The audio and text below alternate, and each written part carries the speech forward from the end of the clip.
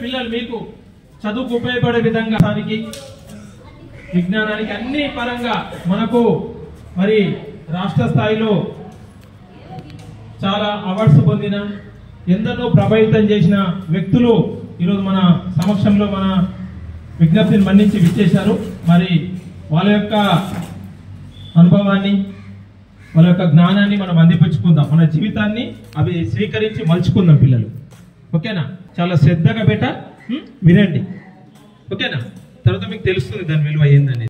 మరి సభాధ్యక్షత వహించవలసిందిగా మన ప్రియతమ హెచ్ఎం గారు శ్రీమతి ఇంద్ర మేడం గారిని మనందరి చప్పట్ల మధ్య, అదేవిధంగా అమ్మా నెక్స్ట్ ఓకే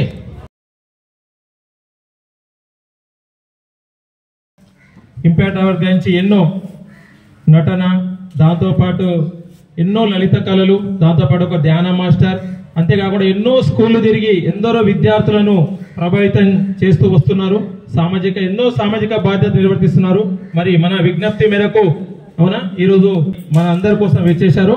మరి మన శ్రీధర్ మాస్టర్ గారికి అందరి తరపున చప్పట్లతో ఘన స్వాగతం. సరే, ముందు గారికి మన స్కూల్ తరపున ఘనంగా మనం అందరం చప్పట్లతో వెల్కమ్ చెప్తాం. హార్ట్ఫుల్ గా అందరూ ఒకసారి గట్టిగా మరోసారి. అతిథి మన ముందు షెడ్యూల్ ఎన్ఎస్ఎన్ స్వామి గారు ఇంతకుముందు బిఎస్ఎల్ ఉద్యోగిగా చేసి ఈ మధ్య లేటెస్ట్ గా మరి after retirement IIT foundation coaching ఇస్తారు. అంతేకాక ఒక కెరీర్ కౌన్సిలర్ కూడా, అంతేకాకుండా స్పోకెన్ ఇంగ్లీష్ కూడా చెప్తారు. ఇవే కాదు పిల్లలు, మీకు చదువుకి సంబంధించిన ఎన్నో స్కిల్స్ మనకు ఉన్నాయి. సార్ నిజంగానే మరి మనకు అనుకోకుండా చాలా ముఖ్యమైన అతిథి మనకు. మరి సార్ గారికి మన పాఠశాల తరపున మనందరి తరపున చప్పట్లతో ఘన స్వాగతం. మరి వీరికి మానస స్వాగతం పలకాల్సిన కూర్చొని మానస అండ్ బిఎస్ఎన్ఎల్ లో మనకు ఎంప్లాయ్. మరి సారు ఒక మంచి రైటర్, పోయట్రీ, అంతేకాకుండా ఒక మంచి యాక్టర్ కూడా, ఇంకా చాలా ఉన్నాయి. ఒక ధ్యాన మాస్టర్ కూడా. మరి సార్ కూడా మన సంస్థ తరఫున ఘన స్వాగతం మనందరి తరఫున చప్పట్లతో. మరి అమ్మ ఇద్దరు రండి, స్పందన అండ్ భాగ్యలక్ష్మి ఇక్కడ ఉందా? మరండి పుష్పగుచ్చం ఇచ్చే వెల్కమ్ చేసేది కోరుచున్నాను. మరి మనం ప్రారంభించుకుందాం. Thank you master.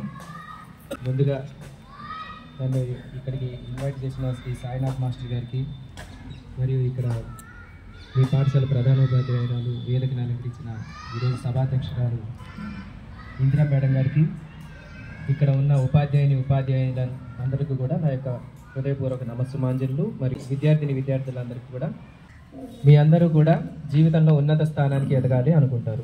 ఎవరైనా సరే పుట్టిన తర్వాత ఎవరైనా సరే ఉన్న స్థాయి నుంచి ఉన్నత స్థితికి ఎదగాలి అనుకుంటారు. ఆర్థికంగా ఎదగాలి, ఆధ్యాత్మికంగా ఎదగాలి, ప్రాపంచికంగా ఎదగాలి, అన్ని రకాలుగా ఎదగడం అంటే మరి కేవలం సంపాదించడం మాత్రమేనా, లేకపోతే కేవలం ఉద్యోగం తెచ్చుకోవడం మాత్రమేనా ఎదగడం అంటే ఏమనుకుంటున్నారు పిల్లలు? ఒక వ్యక్తి గొప్పవాడు అని అన్నాం అనుకోండి. గొప్పవాడు అంటే ఏంటి? హెడ్ మిస్ట్రెస్ వాళ్ళ ఆఫీస్ రూమ్లో కొంతమంది గొప్ప వాళ్ళ ఫొటోస్ ఉన్నాయి. ఏమున్నాయి చెప్పండి? గాంధీజీ, అంబేద్కర్, సుభాష్ చంద్రబోస్, ప్రొఫెసర్ జయశంకర్ సార్, ఇంకా వీళ్ళందరినీ మనం గొప్పవాళ్ళగా చెప్పుకుంటున్నాం, వాళ్ళని గుర్తుంచుకుంటున్నాం కదా.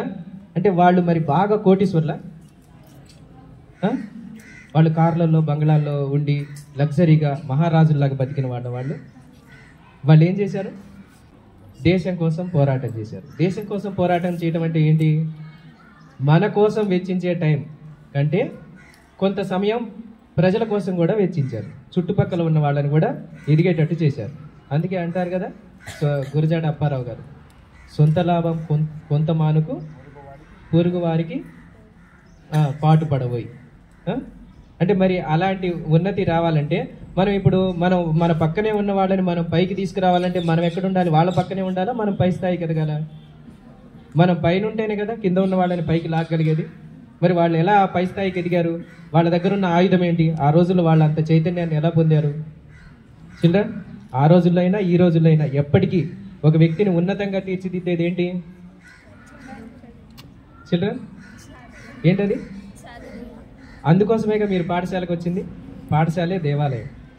ఆ తరగతి గది 4 గోడల మధ్య ఒక అబ్దుల్ కలాం అయినా, ఒక గాంధీ అయినా ఎవరైనా సరే గొప్ప వ్యక్తులు తయారైతే తరగతి గది 4 గోడల మధ్య. మరి వాళ్ళు కేవలం చదువుతోనే ఎదుగుతారా? వాళ్ళు నైతిక విలువలు కూడా ఉంటాయి. పెద్దల్ని గౌరవించడం, సమయపాలన, కొన్ని నియమాల్ని పాటించడం, ధర్మం అంటే ఏందో తెలుసుకోవటం, ఇతరులకి సహాయం చేయడం, ప్రేమ, జాలి, దయ, కరుణ ఇవన్నీ నేర్చుకోవడం, వ్యవహార దక్షత కలిగి ఉండటం, సందర్భోచితంగా మాట్లాడగలగటం. ఈ రోజుల్లో ప్రధానంగా ఇంకేం కావాలి? వాటితో పాటు ప్రపంచం మొత్తం కమ్యూనికేట్ చేయాలంటే ఏం కావాలి? ఇప్పుడు ఇంగ్లీష్ కూడా ఎసెన్షియల్ అయిపోయింది కదా. ఇంగ్లీష్ నేర్చుకోవాలి. ఇప్పుడు మీ సబ్జెక్ట్స్ అన్ని ఇంగ్లీష్లోనే ఉంది కదా. ఇవన్నీ అన్ని రకాలుగా మనం ఆల్రౌండ్గా డెవలప్ అవ్వాలి. చదువు పరంగా డెవలప్ అవ్వాలి, ఆరోగ్యపరంగా డెవలప్ అవ్వాలి, శారీరకంగా, మానసికంగా మరియు ఆధ్యాత్మికంగా కూడా డెవలప్ అవ్వాలి. 3 ఉంటాయి. కానీ చాలామందికి ఎక్కడి దాకా వస్తుంది? శారీరకంగా, మానసికంగా డెవలప్ అవుతున్నారు, కానీ ఆధ్యాత్మిక గురించి తెలవట్లేదు. అందుకోసమే ఈ రోజుల్లో ఇంకా కష్టాలు, బాధలు. అన్నీ మంచి పొజిషన్లో ఉంటున్నారు, బాగా సంపాదిస్తున్నారు, కానీ కూడా ఒక 60 ఏళ్ళు 70 ఏళ్ళు వచ్చిన తర్వాత మళ్ళీ వెనక్కి తిరిగి చూసుకుంటే నిస్పృహ, నిరుత్సాహం ఇవే కనిపిస్తున్నాయి. మరి వాటి నుంచి బయటపడాలంటే ఏం చేయాలి? తెలుసుకోవాల్సిన జ్ఞానం కూడా తెలుసుకోవాలి. పూర్వకాలంలో గురుకులాలలో అన్ని విషయాలు చెప్పేవాళ్ళు. ఒక రాజు అంటే కేవలం యుద్ధం చేయటమే కాదు, ప్రజలతో ఎలా ఉండాలి, పరిపాలన ఎలా చేయాలి, పేదవాళ్లతో ఎలా ఉండాలి, తోటి వారితో ఎలా ఉండాలి, ఆర్థిక వ్యవహారాల్లో ఎలా ఉండాలి, అన్ని రకాల యుద్ధ విద్యలు నేర్పేవాళ్ళు. అశ్వము, రథము, గజము అన్ని రకాలుగా వాళ్ళని ఆల్రౌండ్ చేసేవాళ్ళు. మరి ఈ రోజుల్లో మనం ఆల్రౌండ్ అవ్వాలంటే ఏం చేయాలి? అన్నిటికీ ఒకటే మంత్రం ఉంది. ఈ రోజుల్లో చదువు బాగా రావాలి, మంచి బుద్ధి ఉండాలి కదా. అందుకే అన్నిటికంటే విలువైనది విజ్ఞానము. అది ఎట్లా డెవలప్ అయింది అంటే విచారణ ద్వారా డెవలప్ అయింది. ప్రతిదీ ప్రశ్నించాలి, తెలుసుకోవడానికి ప్రయత్నించాలి, ఏకాగ్రత చూపాలి ప్రతి విషయం మీద. ఓటమి అనేది లేదు, మనం ఎదగటమే ఉంటుంది ప్రతి దాంట్లో అనేది. ఓడిపోవడం అంటే ఆగిపోవడం కాదే, మరింత గొప్పగా పోరాడే అవకాశం పొందడమే. అడుగు అడుగు వెయ్యనిదే అంతరిక్షమే అందేనా, పడుతూ పడుతూ లేవనిదే పసిపాదం పరుగులు తీసేనా, మునిగి మునిగి తేలనిదే మహాసంద్రమే లొంగేనా, కరిగి కరిగి వెలగనిదే కొవ్వొత్తి చీకటిని తరిమేనా, ముగింపే ఏదైనా మధ్యలో వదలొద్దురాని సాధనా, ప్రయత్నమే మొదటి విజయం, ప్రయత్నమే మన ఆయుధం. అంటే ఈ పాటలో ఇది ఎంత మీనింగ్ ఉంది కదా. అంటే మనం ప్రయత్నం చేయాలి, ఒక అడుగు వేయాలి కదా చిల్డ్రన్ కదా. మనం ప్రయత్నం అనేది మన సైడ్ నుంచి మొదలు పెట్టాలి. మరి మన జీవితం ఎప్పుడూ సంతోషంగానే ఉంటుంది, ఆనందంగానే ఉంటుంది, కానీ దాన్ని మనం కోల్పోతున్నాం ముందుకెళ్తున్న కొద్దీ. పుట్టినప్పుడే మనం సంతోషంగానే పుట్టాం. చిన్నపిల్లలు చూడండి, ఎప్పుడు నిద్రపోయేటప్పుడు కూడా నవ్వుకుంటూ ఉంటారు. పెద్దయిన తర్వాత ఆ నవ్వులు ఏమైపోయినాయి కదా. పెరుగుతున్న కొద్దీ సమాజం గురించి, లోకం గురించి అన్నీ తెలుసుకొని ఈ కష్టాలు ఇవన్నీ అలవాటు అవుతూ ఉంటాయి తర్వాత. మరి చిన్నప్పుడున్న సంతోషం ఎక్కడికి పోయిందంటే, సంతోషం మనం దాటి వచ్చేసాం. ఒకసారి పక్కకి తిరిగి వెనక్కి చూసుకుంటే సంతోషం అక్కడే ఉంది, మనలోనే ఉంది కదా. కానీ ఆ సంతోషం తెలిసి కూడా మనం ఏం చేస్తాం? బయట విషయాలలో ఏది, టీవీలు చూడటం, సెల్ ఫోన్లు చూడటం. ఈ మధ్య చాలామంది సెల్ ఫోన్ ఎడిక్షన్ బాగా ఉంది కదా. దాంట్లో ఫేస్బుక్లు, వాట్సాప్లు, ట్విట్టర్లు వీటిలలోనే రీల్స్ చూస్తూ ఉంటారు. ఒక రీల్ చూస్తే ఆగిపోతుందా? ఒక 2-3 రీల్స్ చూద్దాం, ఒక క్షణం ఈ తర్వాత చూడను అని అనుకుంటారు. కానీ అది తీస్తున్న కొద్దీ ఇంకా ఎక్సైట్మెంట్ అవన్నీ వస్తూ ఉంటాయి. మళ్ళీ అయ్యే చూస్తూ ఉంటారు. దానివల్ల మీకు విలువైన సమయం పోతుంది కదా. అసలు మన నిజంగా విజయ పదంలో అంటే మనము తల్లిదండ్రులు మన కోసం కష్టపడి చదివిపిస్తున్నారు, ఇక్కడికి పంపిస్తున్నారు. మరి మన యొక్క ప్రధాన లక్ష్యం ఏంటి? విద్యార్థి దశలో పిల్లలు ప్రధాన లక్ష్యం ఏంటి? చదువుకోవడమే కదా. మరి అది తప్ప వేరే అన్నీ చేస్తామన్నమాట. మనకి పిరమిడ్ మెడిటేషన్లో ధ్యానం గురించి చెప్తూ పత్రిజీ చెప్తారు, విద్యార్థి యొక్క లక్షణాలు ఇలా ఉండాలి. ఏంటంటే ఆటలు, పాటలు, చదువు, పనులు, ధ్యానం ఇవన్నీ కూడా విద్యార్థులకు ఉండాలి. కేవలం చదువు అనేది కాదు. సంపూర్ణమైన విద్యార్థి జీవితం అంటే ఆటల్లో బాగా రాణించాలి. మీరు మంచి పాటలు, శ్లోకాలు, ఇప్పుడు శ్రీనివాస్ మాస్టర్ మీకు మంచిగా శ్లోకాలు చెప్తున్నారు, మంచి పద్యాలు అద్భుతంగా సార్ గారి రచనలు కూడా చూశాను, చాలా అద్భుతంగా ఉన్నాయి. అలాంటి సార్ దొరకడం మీ అదృష్టం కదా. వాళ్ళని వినియోగించుకోవాలి, గురువుల్ని వినియోగించుకోవాలి. చక్కగా ఆటలు నేర్చుకోవాలి, పాటలు నేర్చుకోవాలి, ఇంకా చదువు. ఇట్లలో అన్నిటికంటే చిన్నది ఏది? ఆటలు కదా. దానికి అంత ప్రాధాన్యత ఇవ్వాలి. ఉండాలి, ఆటలు ఉండాలి, పాటలు ఉండాలి, చదువు అనేది అన్నిటికంటే పెద్దది కదా, పెద్ద వేలు. ఇది చదువు, దీనికి ప్రాధాన్యత ఇవ్వాలి. ఫస్ట్ ప్రిఫరెన్స్ దీనికి. దీనితో పాటు ఇవన్నీ ఉండాలి. ఆటలు ఉండాలి, పాటలు ఉండాలి, చదువు ఉండాలి, పనులు ఉండాలి. పనులు అంటే ఏంటి? మీ పనులు మీరు చేసుకోవాలి, వ్యక్తిగత పరిశుభ్రత పాటించాలి, మీ ఇంట్లో అమ్మా నాన్నలకు కూడా మీరు సహాయం చేయాలి, నాన్నకి పొలంలో సహాయం చేయాలి, అమ్మకి ఇంట్లో సహాయం చేయాలి. ఇట్లా ఒకరికొకళ్ళు అందరూ సహాయం చేసుకుంటూ ఉంటే అప్పుడు పనుల్లో మీరు సహకరించిన వాళ్ళు అవుతారు. అంటే మీ దగ్గర ఆటలు ఉండాలి, పాటలు ఉండాలి, బాధ్యత కూడా ఉండాలి. పని అంటే చదువు కూడా మీ బాధ్యత. తల్లిదండ్రులు వాళ్ళ బాధ్యతగా కష్టపడి సంపాదించి మీ చదువుల కోసం ఖర్చు పెడుతున్నారు. మీ బాధ్యత ఏంటి? బాగా చదువుకొని ఆటల్లో పాటల్లో అన్నిట్లలో రాణించి ఉన్నత స్థాయికి ఎదగడం. మీరు ఉన్నత స్థాయిలో ఉన్నప్పుడే మీ చుట్టుపక్కల వాళ్ళకు కూడా మీరు సహాయం చేయగలుగుతారు కదా. మరి అందరూ చెప్తా ఉంటారు, అందరూ బాగా చదువుకోవాలి, బాగా కష్టపడాలి, కానీ నాకు జ్ఞాపకం ఉంటుంది, నాకు జ్ఞాపక శక్తి తక్కువ ఉంటుంది. జ్ఞాపక శక్తి పెంచుకోవడానికి ఏం కావాలి? మంచి ఫుడ్ తీసుకోవాలి. మళ్ళీ పొద్దున్నే బ్రహ్మ ముహూర్తంలో 4:30కే నిద్ర లేవాలి, లేచి రాని సబ్జెక్టులన్నీ అప్పుడు చదువుకుంటే తొందరగా బ్రెయిన్కి ఎక్కుతాయి. మరి జ్ఞాపక శక్తి ఇవన్నీ పెరగాలంటే ఏం చేయాలి? ప్రధానంగా ఏం చేయాలి? Repetition is the mother of memory. జ్ఞాపక శక్తి పెరగాలంటే రిపీటెడ్గా చదువుకోవాలి ఏదైనా, లేకపోతే గుర్తుండవు ఏదైనా సరే.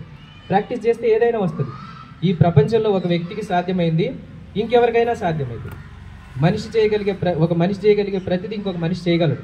నాకు సాధ్యం కాదు అని అనుకోవడానికి లేదు. టెండూల్కర్ మంచి బ్యాట్స్మెన్ అని అనుకున్నప్పుడు అది ఇంకెవరికైనా సాధ్యమవుతుంది. ఆ దిశగా మనం ప్రాక్టీస్ చేస్తే అవుతాం. ఓకే. సాధనమున పనులు సమకూరు ధరలోన, అనగ అనగ రాగం అతిశయించు, తినగ తినగ వేము తీయనుండు అని అంటారు కదా. మరి మనం అంత సాధన చేస్తే ఏదైనా సాధ్యమవుతుంది. మన బ్రెయిన్కి 25 లక్షల జీబీ ఉంటుంది మెమరీ. మన ఫోన్కి ఎంత ఉంటుంది? ₹1,00,000 పెట్టి ఫోన్ కొన్నా కూడా 120 జీబీనే ఉంటుంది. అవునా? మీకు తెలుసు కదా. ఒకప్పుడు 8 జీబీ ఉండేది, తర్వాత 16 జీబీ వచ్చింది, 32 జీబీ వచ్చింది, ఆ తర్వాత ఇప్పుడు 120 జీబీ హైయెస్ట్గా కనిపిస్తుంది. కానీ మన బ్రెయిన్కి ఎన్ని లక్షల జీబీ ఉంది? ఎంత జీబీ ఉంది? 25 లక్షల జీబీ. ఊహించడానికే లేదు. మీరు దాంట్లో కంటిన్యూగా ఇన్ఫర్మేషన్ వేస్తూ పోతున్నా కూడా 350 సంవత్సరాలు పట్టింది అది మొత్తం ఫిలప్ అవ్వడానికి. మన జీవితకాలం ఎంత ఉంటుంది చూసారా? 25 లక్షల జీబీ. 350 సంవత్సరాలు కంటిన్యూగా నింపుతూ అంటే 350 సంవత్సరాలు పట్టింది. మానవ మెదడు శాస్త్రవేత్తలు పరిశోధన చేసి తేల్చిందంటే రోజుకి 72,000 ఆలోచనలు చేస్తామంట మనం. రోజుకి ఎన్ని ఆలోచనలు? 72,000. నిరంతరం ఆలోచిస్తూనే ఉంటారు. ఇప్పుడు మీరు చూస్తున్నారు, వింటున్నారు, కానీ మీ ఆలోచనలు ఇంకెక్కడో కూడా ఉంటాయి. ఎప్పుడు ఆలోచిస్తూనే ఉంటుంది. ఎప్పుడు ఆలోచిస్తూ ఉంటే ఏం జరిగింది? ఏదైనా ఒక వస్తువు నిరంతరం పనిచేస్తుంది అనుకోండి, ఫ్యాన్ రెగ్యులర్గా తిరుగుతుంది అనుకోండి, ఏమవుతుంది? దాన్ని స్విచ్ ఆఫ్ చేయట్లేదు, మనం తిప్పుతూనే ఉన్నాం, ఏమైంది? ఖరాబ్ అయిపోతుంది. బల్బు ఎప్పుడు వెలుగుతూనే ఉంది, ఏమవుతుంది?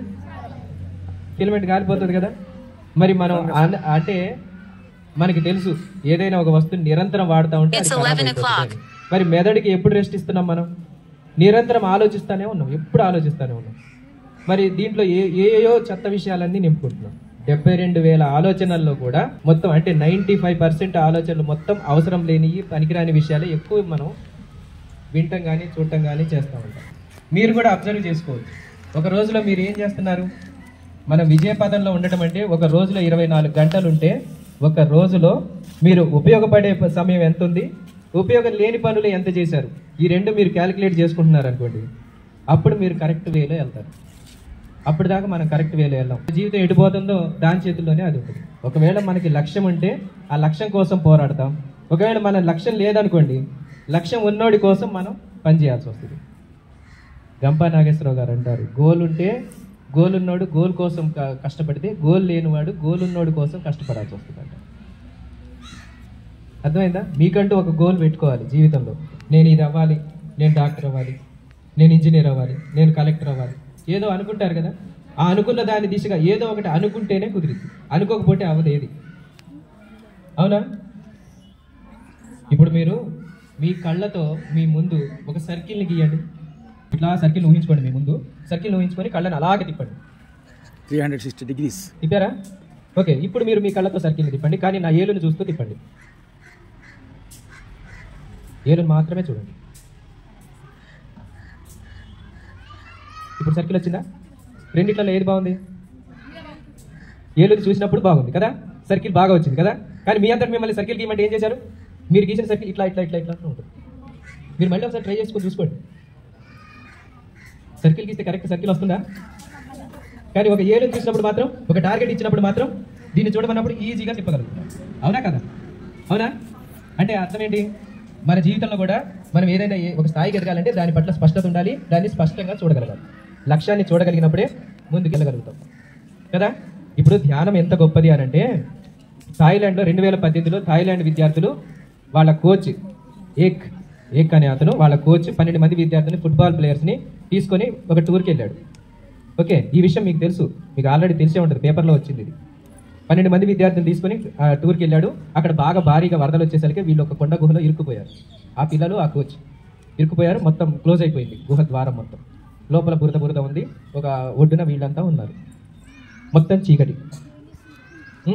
అలాంటి పరిస్థితుల్లో ఇక థాయ్ ప్రభుత్వం మొత్తం వాళ్ళ కోసం గాలింపు మొదలుపెట్టింది. అంతా వెతుకుతా ఉన్నారు, ఎక్కడున్నారో దొరకట్లేదు వాళ్ళు. కానీ 15 రోజుల తర్వాత వాళ్ళు ఎక్కడున్నారో వాళ్ళ దగ్గరికి రీచ్ అయ్యారు, వాళ్ళని బయటికి తీశారు. కానీ వాళ్ళు ఏమనుకున్నారు, 14 రోజుల తర్వాత 15వ రోజు తీయబోయే ముందు ఎట్లాగో లోపల శవాలే దొరుకుతాయి అనుకున్నారు, చచ్చిపోయి ఉంటారు అనుకున్నారు. కోచ్, ఆ పిల్లలు అందరూ చచ్చిపోయి ఉంటారు అనుకున్నారు. కానీ ఆశ్చర్యకరంగా వాళ్ళు బయటకు వచ్చినప్పుడు సంపూర్ణ ఆరోగ్యంతో ఉన్నారు. మానసికంగా, శారీరకంగా అన్ని రకాలుగా ఆరోగ్యవంతులుగా ఉన్నారు. కారణం ఏంటి? ఒక మిరాకిల్ జరిగింది. ఏం జరిగింది? ఆ కోచ్కి మెడిటేషన్ తెలుసు, ధ్యానం తెలుసు. ఆ కోచ్కి వాళ్ళందరినీ ఏం చేశాడు, ఆ గుహలో కూర్చున్నప్పుడు అందరూ ఇరుక్కుపోయినప్పుడు వాళ్ళలో ధైర్యాన్ని నింపాడు. ధైర్యం నింపి ఆ తర్వాత మనందరం ధ్యానం చేద్దాము, అనవసరమైన కదలికలు చేస్తే శక్తి వృధా అయిపోతుంది. ఇప్పుడు ఇందాక ఫ్యాను, ట్యూబు, లైటు అవన్నీ కూడా అనవసరంగా స్విచ్ లేసి ఉంచితే ఏమవుతుంది? శక్తిగా అయిపోతుంది కదా, బ్యాటరీలో ఛార్జ్ అయిపోతుంది కదా. సెల్ ఫోన్ని ఇప్పుడు దీన్ని స్విచ్ ఆఫ్లో ఉంచామనుకో 4 రోజులు ఉంటుంది. అదే దీన్ని ఆన్ చేసి ఉంచాను అనుకో 2 రోజులు ఉంటుంది. అదే ఇంటర్నెట్ వాడాను అనుకో కంటిన్యూగా, ఏమైంది? 2-3 గంటల్లో దీని ఛార్జింగ్ మొత్తం దిగిపోతుంది. ఇంటర్నెట్లో వీడియోలు కానీ అన్నీ చూస్తూ ఉన్నాను. అవునా కదా? రన్నింగ్లో పెడితే అయిపోతుందా? మరి ఆయన ఏం చేశాడు, మీరందరూ కూడా అనవసరమైన కదలికలు చేయబాకండి, ఎక్కువ ఆందోళన పడబాకండి అని చెప్పి మెల్లగా కూల్ డౌన్ చేసి వాళ్ళందరినీ ధ్యానంలో కూర్చోబెట్టాడు. అనవసరమైన కదలికలు ఆగిపోయినాయి. శరీరంలో కదలికలు ఆగిపోవడం వల్ల శక్తి వృధా కాకుండా ఆగింది. అలా ఎన్ని రోజులు ఆగాలి? వాళ్ళకి తెలియదు, ఎప్పుడు వస్తాడో కూడా తెలియదు, ఎప్పుడు వీళ్ళని కాపాడతారో కూడా తెలియదు. కానీ 15 రోజులు పట్టింది ఆ 12 మంది విద్యార్థుల్ని, ఆ కోచ్ని కాపాడటానికి. ఓకే, వీళ్ళు ఎక్కడ ఉన్నారో ట్రేస్ చేసుకొని వాళ్ళ దగ్గరికి వెళ్ళడానికి. ఓకే, కదలికలను ఆపించేశాడు. ఇది ఇప్పుడు భయపడకూడదు, ఆందోళన ఉండకూడదు. ఆందోళన ఉండకుండా ఉండడం కోసం ఏం చేశాడు, వాళ్ళ చేత అనాపానసతి ధ్యానం చేయించాడు. ధ్యానం అంటే ఏంది? ఇప్పుడు ఇందాక చెప్తున్నాం కదా, 72,000 ఆలోచనలు చేస్తుంది. ఎప్పుడు పిచ్చి పిచ్చి ఆలోచనలు చేస్తుంది, ఆందోళనకరమైన గతంలోయో లేదా భవిష్యత్తులోయో ఎప్పుడు ఆలోచిస్తూనే ఉంటుంది. ఈ ఆలోచించే మనసుని ఎప్పుడైతే ఆపేస్తామో అప్పుడు మనసులో శూన్యస్థితి ఏర్పడినప్పుడు అప్పుడు శక్తి మనలోకి ప్రవేశించడం మొదలుపెట్టింది. ఓకే పిల్లలు, ఎప్పుడు కూడా సైకోసోమాటిక్ డిసీజెస్ అంటారు. ఇప్పుడు వచ్చే అన్ని రకాల రోగాలకి కారణం 90% మానసిక కారణాలే ఉంటాయి. డాక్టర్ల దగ్గరికి వెళ్ళినప్పుడు వాళ్ళకి ఐడెంటిఫై అయింది, మనకి ఐడెంటిఫై కాదు మనకి ఎందుకు రోగం వచ్చింది అనేది. అయితే వాళ్ళకి ఐడెంటిఫై అయ్యేది భౌతిక శరీరంలో ఉండేది, అంటే ఫిజికల్ బాడీలో వచ్చేది. అంటే షుగరు, బీపీ, థైరాయిడ్, క్యాన్సర్, మోకాళ్ళు అరిగిపోవటం, ఇవన్నిటికీ మూల కారణం మనకి ఫుడ్ అని మనం అనుకుంటాం. సరైన హ్యాబిట్స్ లేకపోవడం వల్ల అని మనం అనుకుంటాం. కానీ వాస్తవానికి అది ఫస్ట్ మనసులో స్టార్ట్ అవుతుంది. మనసులో ఆందోళన రూపంలో స్టార్ట్ అయ్యి ఆ తర్వాత రోగం రూపంలో బయటపడుతుంది. అప్పుడు మనం డాక్టర్ దగ్గరికి వెళ్తాం. మరి ఆ మనసులోనే రాకుండా చూసుకోవాలంటే, ఏదైనా ఒక సమస్య మొదలైందంటే అది ఎక్కడి నుంచి మొదలైందో దాని మూలాన్ని పట్టుకుంటే అక్కడ రిపేర్ చేస్తే బయటికి రాకుండా ఉంటుంది ఇక కదా. మూలం ఎక్కడుంది? మనసులో ఉంది. మరి మనసుని కంట్రోల్ చేసుకోవాలంటే ధ్యానం ఒక్కటే మార్గం. ఇప్పుడు ఆ స్థాయి విద్యార్థులు చేసింది కూడా అదే, ధ్యానం చేశారు. అంటే మనసుని ఎక్కడ అటు ఇటు పరిగెత్తుతుంది కదా, దాన్ని ఏం చేశారు, కేవలం శ్వాస మీదకే తీసుకొచ్చారు. అంటే కళ్ళు మూసుకొని ధ్యానం అంటే కేవలం జరుగుతున్న శ్వాసని గమనించడమే, ఇంకేం లేదు. శరీరానికి 0 అయిపోయారు వాళ్ళు. ఇప్పుడు మనసుకి కూడా శ్వాసని గమనిస్తూ ఉన్నారు కదా, అంటే ఆలోచించట్లేదు ఇక. వాళ్ళు మొత్తం కాన్సన్ట్రేషన్ దేని మీద పెట్టారు? శ్వాస మీద పెట్టారు. అందుకని ఏమైంది, ఆలోచనలు పోయినాయి, మనసు అలసిపోవట్లేదు. ఇప్పుడు ఇక 72,000 ఆలోచన చేసే మనసు ఇప్పుడు ఒక్క ఆలోచన కూడా చేయట్లేదు. కేవలం అవేర్నెస్తో జరుగుతున్న దాన్ని, సహజంగా బాడీలో జరిగేదాన్ని గమనిస్తుంది అంతే. ఆలోచించడం అనేది మనసు చేసే పని, గమనించడం అనేది ఆత్మ చేసే పని. ఓకేనా? ఆత్మ అంటే ఏంటి మరి? ఒక్కోసారి ఏంది కొత్త పదం వాడాడు ఆత్మ అని. ఆత్మ అంటే మనకి పూర్వకాలం నుంచి అందరూ చెప్పేది ఏంటి, సినిమాల్లో చూపించేది ఏంటి, ఆత్మ అంటే ఏంటి, అదేదో దయ్యం భూతం అని చెప్తారు కదా. ఆత్మ అంటే ఏం లేదు, మన లోపల ఉండే నేను అనే భావనే. ఏంటది? నీ లోపల నేను అంటే పొద్దున్నే లేవగానే మనకు అర్థమైపోయింది. నిద్రలో ఉన్నప్పుడు మనం ఎవరో నేను అనేది పోయింది, మనకు తెలియదు, మనం ఎవరో కూడా తెలియదు కదా.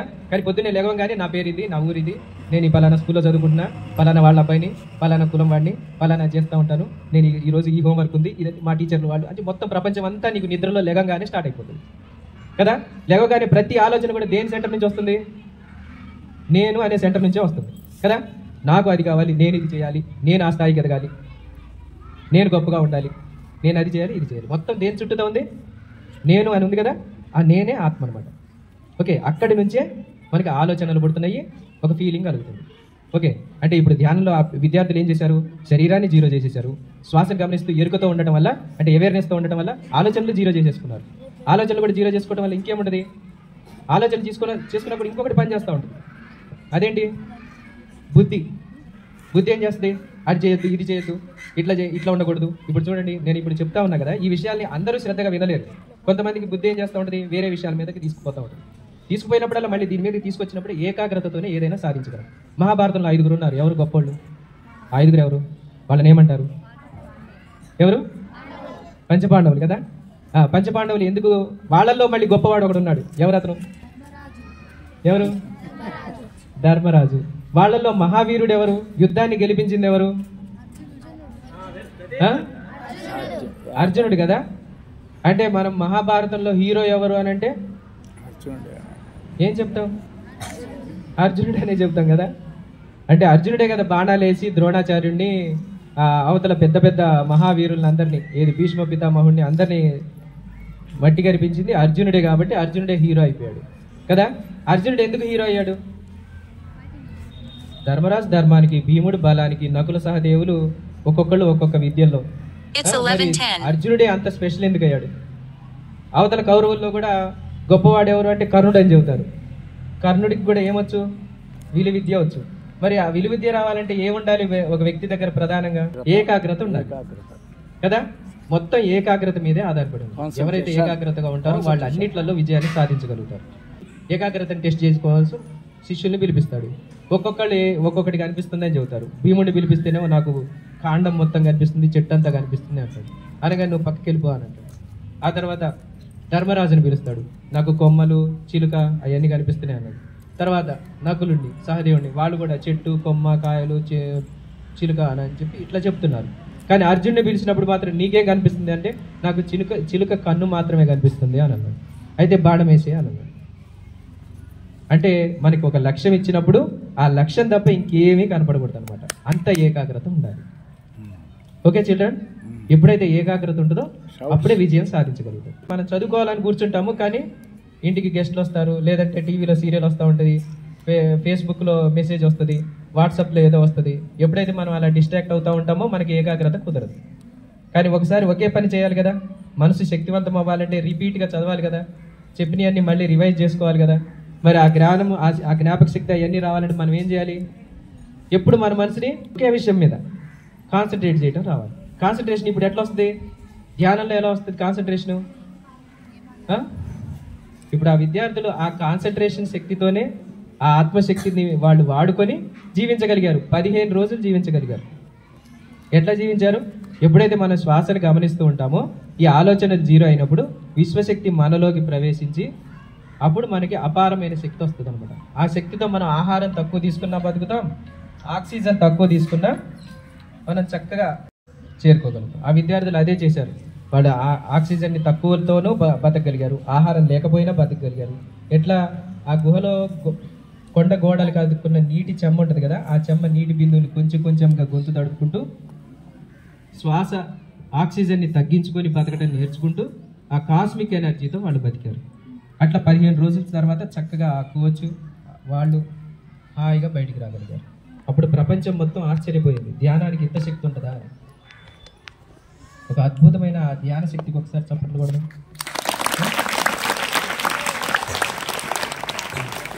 ఈరోజు మరి అంత అద్భుతమైన ధ్యాన శక్తి గురించి, ఆ ధ్యానం ఎట్లా చేయాలి, ఆ విషయాలన్నీ ఇప్పుడు మనం తెలుసుకున్నాం. ఓకే, మరి జీవితంలో దుఃఖానికి, కష్టానికి, ఇట్లన్నిటికీ కారణం ఏంటంటే మనకి ఏకాగ్రత లేకపోవటం. మహాభారతమే దానికి ఉదాహరణ. అర్జునుడు హీరో అయ్యాడు, కర్ణుడు హీరో అయ్యాడు. ఎవరైనా సరే ధర్మంలో కూడా గొప్పవాళ్ళు అవ్వాలన్నా కూడా ఏకాగ్రత ఉండాల్సిందే. చేసే పని మీద శ్రద్ధ ఉండాలి, ఏకాగ్రత ఉండాలి. మనకి చదువు అంటే మనకి ఏమని ఉంటుంది? శ్రద్ధ సబూరి. షిరిడి సాయిబాబాకి అటు ఇటు శ్రద్ధ సబూరి అని ఉంటుంది కదా గుళ్ళో. శ్రద్ధ అంటే ఏంది? ఒకే విషయం మీద మనం దృష్టి పెట్టడం. సబూరి అంటే ఏంది? ఓర్పుగా చదవటం. ఓర్పు, దానికి ఇచ్చే టైం దానికి ఇవ్వాలి. ఓకే, విత్తనం ఇట్లా నాటంగానే ఫలం వస్తుందా? దాని టైం దానికి ఇవ్వాలి. విత్తనం మొలకెత్తలేదు అని అనుకుందాం అనుకోండి, అంటే విత్తనం నేను మొలకెత్తను, నేను ఇట్లాగే ఉంటా, నాకేం కాదు అని అనుకుందాం అనుకోండి. అప్పుడేం జరిగింది? ఏదో ఒక పిట్టు వచ్చి దాన్ని మింగేస్తుంది, అయిపోతుంది దాంట్లో. కానీ మొలకెత్తిన చెట్టు అయిన తర్వాత దాన్ని ఎవరైనా ఏమైనా చేయగలుగుతారా? అంటే మన మనుగడ సాధించబడాలన్నా కూడా మనం పుట్టాము అంటే పుట్టి నేను అలాగే ఉంటాను, అమ్మా నాన్నల మీద ఆధారపడతాను, 20 ఏళ్ళు వచ్చినా 30 ఏళ్ళు వచ్చినా వాళ్ళు నాకు డబ్బులు బాగా ఉన్నాయి, పొలాలు బాగున్నాయి, వాళ్ళే పోషించేస్తారు, నేను చదవాల్సిన అవసరం లేదు అని అనుకున్నాం అనుకోండి, ఏదో ఒక పిట్టొచ్చి మింగేసినట్టు మన జీవితం కూడా ఒకరోజు అర్ధాంతరంగా వెళ్ళిపోతుంది. ఈ భూమి మీద బలమున్న జీవే మనుగడని సాధించగలిగింది. ప్రజ్ఞ విషయంలో కానీ, శక్తి విషయంలో కానీ, ఆరోగ్యం విషయంలో కానీ, అన్నిట్లలో ఫిట్టెస్ట్ ఆర్ సర్వైవ్. అంటే బలమున్న జీవే ఈ భూమి మీద నిలబడగలిగింది. బలాన్ని ఎట్లా సంపాదించుకోవాలి?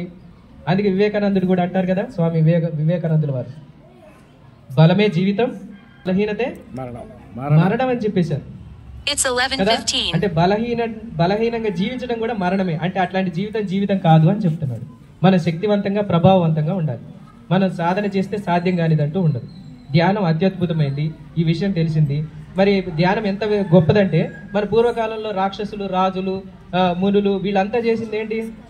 మీకు తెలుసు కదా, సినిమాల్లో చూపిస్తారు కదా, ఒక ముని తపస్సు చేస్తూ ఉంటాడు, పుట్టలు పెరిగిపోతాయి, తుఫాన్లు వస్తూ ఉంటాయి, ఎన్ని వచ్చినా కూడా వాడు చలించకుండా అలా కూర్చున్నప్పుడే, అప్పుడు ఆ తర్వాత ఇంద్రుడు తుఫాన్లు ఎన్ని పుట్టించి ఎన్ని చేసినా కూడా వాడు చలించకుండా ఉంటేనే అప్పుడు బ్రహ్మదేవుడు ప్రత్యక్షమవుతాడు కదా.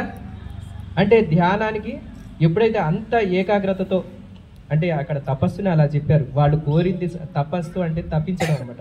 ఒక కోరుకున్న విషయం కోసం నిరంతరం తపన పడటం. ఇప్పుడు నువ్వు కలెక్టర్ అవ్వాలనుకున్నావు, IAS అవ్వాలనేది నీ లక్ష్యం, దానికోసం తప్పించడమే తపస్సు అంటే. ఇక ఏ డిస్ట్రాక్షన్స్ మిమ్మల్ని వేరు చేయకూడదు. నా లక్ష్యం ఇది ఎప్పుడు గుర్తు చేసుకుంటూ ఉండాలి. ఓకే, మీరు ఇప్పుడే నేను డాక్టర్ అయిపోయినట్టు, నేను IAS అయిపోతే నేను పరిపాలన దక్షత ఎట్లా చేస్తాను, లేకపోతే ఒక టీచర్ అయితే విద్యార్థిని ఎట్లా బోధన చేస్తాను, సమాజంలో ఎట్లా మార్పు తీసుకొస్తాను, నన్ను నేను ఎలా అభివృద్ధి చేసుకుంటాను, పక్కన వాళ్ళని ఎలా చేయగలుగుతాను, నేను ఏం చేయాలి అనేది ఇప్పటి నుంచే నువ్వు టీచర్ లాగే బిహేవ్ చేయాలి. ఇప్పటి నుంచే నువ్వు డాక్టర్ లాగే బిహేవ్ చేయాలి. నేను పేషెంట్స్తో ఎలా ఉంటాను, పేదవాళ్ళని ఎలా చూస్తాను, ఎలా ఆరోగ్య సూత్రాలను అందరికీ చెప్తాను, లోక కళ్యాణం కోసం నా వంతు నేను ఎలా కృషి చేయగలుగుతాను, అవన్నీ కూడా ఇప్పటి నుంచే నువ్వు యాజ్ ఏ డాక్టర్గానే బిహేవ్ చేయాలి. ఆ డాక్టర్ లాగే నువ్వు చదువుకుంటున్నావు. నువ్వు ఆల్రెడీ చదువుకున్న తర్వాత డాక్టర్ అవటం కాదు, ఇప్పుడు డాక్టర్గా ఉంటేనే నువ్వు తర్వాత డాక్టర్ అవుతావు. Already you are a doctor, already you are a teacher. నువ్వు ఏదనుకుంటే అదే, యద్భావం తద్భవతి. ఓకేనా? మరి అలా అవ్వాలంటే మనం చేయాల్సింది, మన చేతిలో ఉన్నదేంటి? మన చేతిలో ఉన్న అద్భుతమైన ఆయుధం ఏంటి? చదువు. దీన్ని పేదవాళ్ళు, ఉన్నవాళ్ళు, కులం వాళ్ళు, మతం వాళ్ళు, ప్రాంతం వాళ్ళు, భాష వాళ్ళు, ఇది ఏ సంబంధం లేదు. ఎవరైనా సరే అత్యద్భుతంగా ఎదగొచ్చు కదా. మీ చేతిలో ఉన్న వజ్రాయుధం చదువు. మరి ఆ చదువు ద్వారా మీరు ఉన్నత స్థితికి ఎదగాలి. మీ దగ్గర మూడు ఆప్షన్స్ ఉంటాయి. ఏంటంటే, ఒకటి చదువుకొని పై స్థాయికి ఎదగడం, లేదంటే ఒకటి నాకు అంతగా చదువు రాదు అనుకున్నప్పుడు చదువుని కంటిన్యూ చేస్తూ మీకు ఏ రంగంలో మీకు ఇంట్రెస్ట్ ఉందో ఆ రంగంలో మీరు డెవలప్ అవటం. ఇక మూడోది ఏంటంటే, ఇక నాకు ఏది వద్దని కూర్చోవడం. ఏ చాయిస్ బాగుంది? ఫస్ట్ చాయిసా, సెకండ్ చాయిసా, థర్డ్ చాయిసా? ఫస్ట్ చాయిస్ చదువుకొని ఎదగటం. రెండోది, చదువు మీద ఇంట్రెస్ట్ లేకపోతే టెండూల్కర్ లాగా, టెండూల్కర్ 10th ఫెయిల్, కానీ ఆయన తర్వాత ఆయన సాధించిన విజయాలకి ఆయన భారతరత్న అయ్యి, ఆ తర్వాత ఆయన పాఠమే 10th క్లాస్ వాళ్ళు అది చదువుకొని అది రాసి పరీక్షలు పాస్ అవుతారు. ఆ క్వశ్చన్ వచ్చినప్పుడు టెండూల్కర్ చరిత్ర అర్థమైందా? అంటే చదువు ఒక్కటే అల్టిమేట్ కాదు, చదువు కంటిన్యూ చేయాలి, ప్లస్ దాంతోపాటు మీకు ఏ దాంట్లో ఇంట్రెస్ట్ ఉంటే, ఇప్పుడు మాలావతి పూర్ణ ఉంది, అధిరోహించింది, అట్లా చదువుకుంటున్నారు ప్లస్ అన్ని రంగాల్లో డెవలప్ అవుతున్నారు. అట్లా మీరు కూడా కొన్ని లక్ష్యాలు పెట్టుకోవాలి. ఇందాక ఎట్లయితే సర్కిల్ చూపించినప్పుడు మీరు ఎలా అయితే కరెక్ట్గా చేయగలిగారో, మీ జీవితానికి కూడా ఒక క్లారిటీ, ఒక క్లియర్ పిక్చర్ ఉంచుకొని దాని దిశగా వెళ్ళాలి. అయితే మీరు నేను చెప్పింది వింటారు, మంచిగా చేయాలనిపిస్తుంది, కానీ మీ మనసు మళ్ళీ డిస్ట్రాక్ట్ అవుతూ ఉంటుంది. మళ్ళీ అది చేయబుద్ధి కాదు, నాకు జ్ఞాపక శక్తి లేదు అనుకుంటారు. జ్ఞాపకశక్తి పెంచుకోవడానికి ఒకటే మార్గం ఏంటి? శ్రద్ధ ఉండాలి, సహనం ఉండాలి, రిపీట్ చేస్తూ ఉండాలి చదివిన విషయాన్ని. మళ్ళీ మీ దగ్గర మంచి ఆరోగ్యం కూడా ఉండాలి, మంచి ఫుడ్ తీసుకోవాలి, మంచి నిద్ర కూడా ఇంపార్టెంట్. నిద్ర ఇంపార్టెంటేనా? ఒక్కరోజు నిద్రపోకుండా చూడండి, ఆ వారం మొత్తం డిస్టర్బ్డ్గానే ఉంటారు, నీరసంగానే ఉంటారు, డైజెషన్ కూడా సరిగ్గా అవ్వదు. కాబట్టి నిద్ర చాలా ఇంపార్టెంట్. మరి ధ్యానం చేస్తే నిద్ర కంటే 6 రెట్లు ఎక్కువ శక్తి వస్తుంది. ధ్యానం ద్వారా విశ్వశక్తి మనలోకి వస్తుంది. విశ్వశక్తి అంటే ఏంటి? మొత్తం ప్రపంచాన్ని నడిపిస్తుందంతా కూడా ఆ విశ్వశక్తే. కానీ ఆ శక్తి మనకి కనిపించదు. కనిపించని శక్తి రూపంలో మనని అందరినీ కాపాడుతుంది. ఓకే, మరి అంత విశ్వశక్తి యోగులు, మునులు, తపస్సులు వాళ్ళంతా కూడా ధ్యానం చేసి జ్ఞానం చేసి వాళ్ళు పొందారు. మరి అలాంటి శక్తిని మనము పొందితే మనం ఆరోగ్యంగా ఉంటాము, బలంగా ఉంటాము, ఏ పని అయినా సరే చక్కగా చేయగలుగుతాం. సంకల్ప శక్తి పెరిగింది, ఇచ్ఛాశక్తి పెరిగింది. మీరు ఏది అనుకుంటే అది చేయగలుగుతారు. చేయగలిగే శక్తి ఎప్పుడు వస్తుందంటే మనకి ఒక సాధన కావాలి. ఇందాక చెప్పుకున్నాం కదా, రావణాసురుడు తపస్సు చేసే శక్తిని పొందాడు, హిరణ్యకశిపుడు తపస్సు చేసే శక్తి పొందాడు, ప్రహ్లాదుడు తపస్సు చేసే శక్తి పొందాడు. ప్రతి ఒక్కళ్ళు కూడా చరిత్రలో తపస్సు చేసే శక్తిని పొందారు. మరి ఆ తపస్సు ఎలా చేయాలో మనకు తెలియదు. ఇప్పుడు చూడండి, మీరు పార్వతీ పరమేశ్వరులు, బ్రహ్మదేవుడు, విష్ణుమూర్తి వీళ్ళు దేవతలుగా పూజిస్తాం కదా. మరి వాళ్ళు ఏం చేస్తూ ఉంటారు? ఎప్పుడు శివుడు ఎప్పుడు ఏ స్థితిలో ఉంటాడు? తపస్సే చేస్తూ ఉంటాడు. ఆంజనేయ స్వామి ఎప్పుడు ఏం చేస్తూ ఉంటాడు? తపస్సే చేస్తాడు కదా. మనం ఫొటోస్ చూస్తాం కదా, విగ్రహాలు చూస్తాం కదా, శివుడు, ఆంజనేయ స్వామి అందరు ఏ స్థితిలో ఉంటారు? తపస్సే చేస్తూ ఉంటారు. మరి ఆ తపస్సు ఎట్లా చేయాలో మనకి తెలియదు కదా. మరి తపస్సు చేసే వాళ్ళ దగ్గర నుంచి మనం వరాలు కోరుకుంటున్నాం, కోరికలు కోరుకుంటున్నాం, మన కోరికలు వాళ్ళ ద్వారా తీరుతాయి అనుకుంటున్నాం. మరి వాళ్ళు ఏ సాధన చేశారో అది చేస్తే కదా మనకు కూడా లాభం జరిగేది.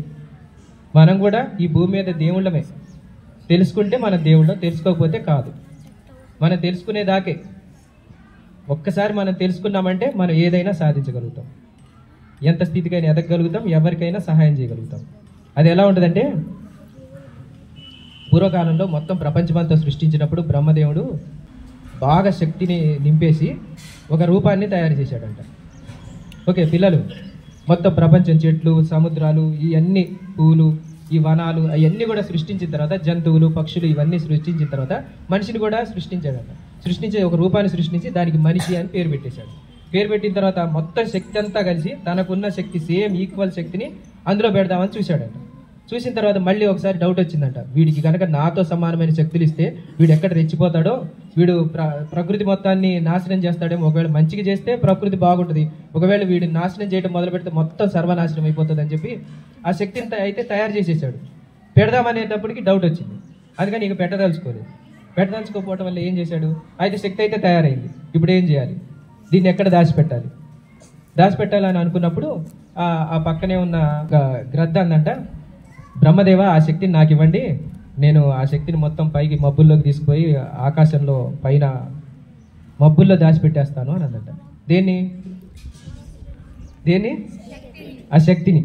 ఓకే, మబ్బుల్లో దాచిపెట్టేస్తాను అన్న. అప్పుడు బ్రహ్మదేవుడు అన్నాడంట, కాదు, మనిషి చాలా తెలివైన వాడు, తెలివైతే ఇచ్చేసాను, శక్తులు ఉన్నట్టు మాత్రం వాడికి తెలవకూడదు. ఈ శక్తుల్ని పైన పెట్టావు కదా, కానీ వాడికి ఇచ్చిన తెలివితే ఏం చేస్తాడంటే ఏ రోజు రాకెట్లు కానీ విమానాలు కానీ ఏదో ఒకటి కనిపెట్టేసి అక్కడికి వెళ్ళి తన శక్తిని తను తిరిగి పొందుతాడు అని అన్నాడంట. ఓహో అట్లనా, అట్లయితే అని చెప్పేసి ఇంకొకటి ఎలుకొచ్చిందంట. ఎలుకొచ్చి, బ్రహ్మదేవ అట్లయితే ఆ శక్తిని నాకు ఇవ్వండి, నేను తీసుకుపోయి భూమి అడుగుల పొరలు తవ్వుకుంటూ పోయి పాతాళ లోకంలో దాచిపెడతాను అని అందంట. అప్పుడు బ్రహ్మదేవుడు అన్నాడంటే, మనిషి చాలా తెలివైన వాడు, అక్కడికి కూడా వెళ్ళిపోయి తన శక్తుల్ని తీసేసుకుంటాడు, బోర్లు వేస్తాడు, సొరంగాలు తవ్వుతాడు, ఇవన్నీ చేసేసి అక్కడికి కూడా వెళ్ళి తన శక్తిని తీసేసుకుంటాడు అని చెప్పారు. అనగానే అప్పుడు పక్కనే ఉన్న చేప అందంట, బ్రహ్మదేవ ఆ శక్తి నాకు ఇవ్వండి, నేను సముద్రంలో అడుగున లోతు పొరల్లో దాచిపెట్టేస్తాను, అప్పుడు మనిషికి దొరకదు కదా అంటే, నువ్వు అంత తక్కువగా అంచనా బాగు మనిషి చాలా తెలివైనవాడు, జంతువుల్లాగా కాదు, మనిషి మహామేధావి, వాడు సబ్మెరైన్లు కూడా కనిపెట్టేసి జలాంతర్గాములు కనిపెట్టేసి సముద్రం అడుగుకి వెళ్ళిపోయి ఆ శక్తుల్ని పొందుతాడు, ఏదో ఒక రోజు పట్టేస్తాడు, అప్పుడు మాత్రం మనం మనిషిని కంట్రోల్ చేయలేము అని అంటాడు. అప్పుడు మరి ఎక్కడ పెట్టాలి అన్ని రకాలుగా ఆలోచిస్తున్నారంట. అప్పుడు పక్కనే ఉన్న ఒక కోతి అంటదంట, బ్రహ్మదేవ ఆకాశంలో పెడితే రాకెట్లు కనిపెట్టి పట్టేస్తాడు అంటున్నారు, భూమిలో పెడితే బోర్లు తవ్వేసి సొరంగాలు తవ్వేసి పట్టేస్తాడు అంటున్నారు, సముద్రంలో పెడితే సబ్మెరైన్ల ద్వారా వెళ్ళిపోయి పట్టేస్తాడు అంటున్నారు. మరి మనిషి అన్ని చోట్లకి వెళ్ళగలుగుతాడు, మనిషి శక్తి కోసం అన్ని చోట్లకి వెళ్తాడు కదా, ఎక్కడో చోట తన శక్తి తనకి టచ్ అయిపోయింది. కాబట్టి మనిషి అన్ని చోట్లకి వెళ్తాడు కానీ తన లోపలికి తను ఎప్పుడు చూసుకోడు, వెళ్ళడు. కాబట్టి ఆ శక్తి అంతా మనిషిలోనే పెట్టేద్దాం అని అన్నాడు. ఓకే, అదేనా, ఆ శక్తి అంతా మనిషిలోనే పెట్టేద్దాం అని అన్నాడు. అనగానే అబ్బా బేష్ భలే ఆలోచన వచ్చింది నీకు అని చెప్పేసి బ్రహ్మదేవుడు అప్పుడు తను తయారు చేసిన అద్భుతమైన శక్తి మొత్తం మనిషిలో పెట్టేసి ప్యాక్ చేసేసాడు.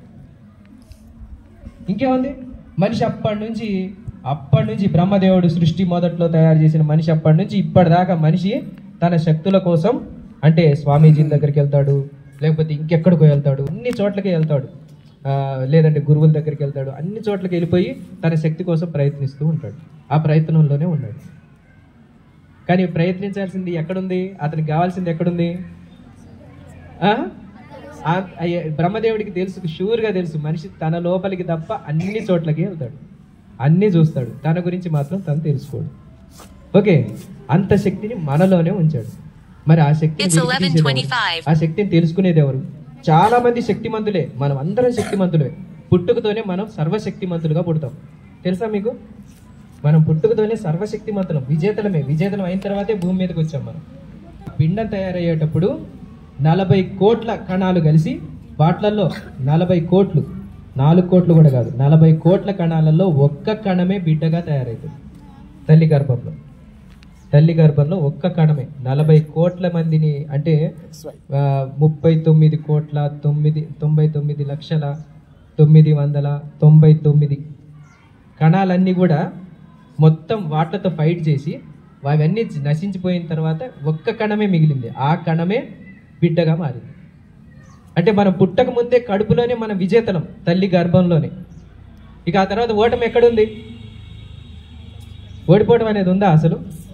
మనం పుట్టక ముందే విజేతలం.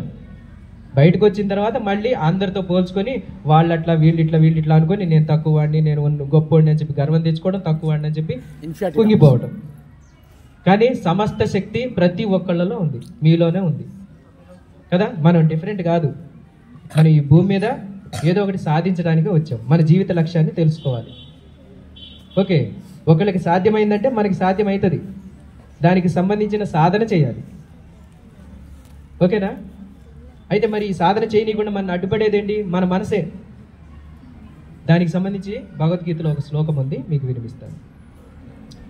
ధ్యాయతో విషయాన్ పుంసః సంగస్తేషుపజాయతే సంగాత్ సంజాయతే కామః కామాత్ క్రోధో విజాయతే క్రోధాత్ భవతి సమ్మోహః సమ్మోహాత్ స్మృతి విభ్రమః స్మృతిభ్రంశాత్ బుద్ధినాశో బుద్ధినాశాత్ ప్రణశ్యతి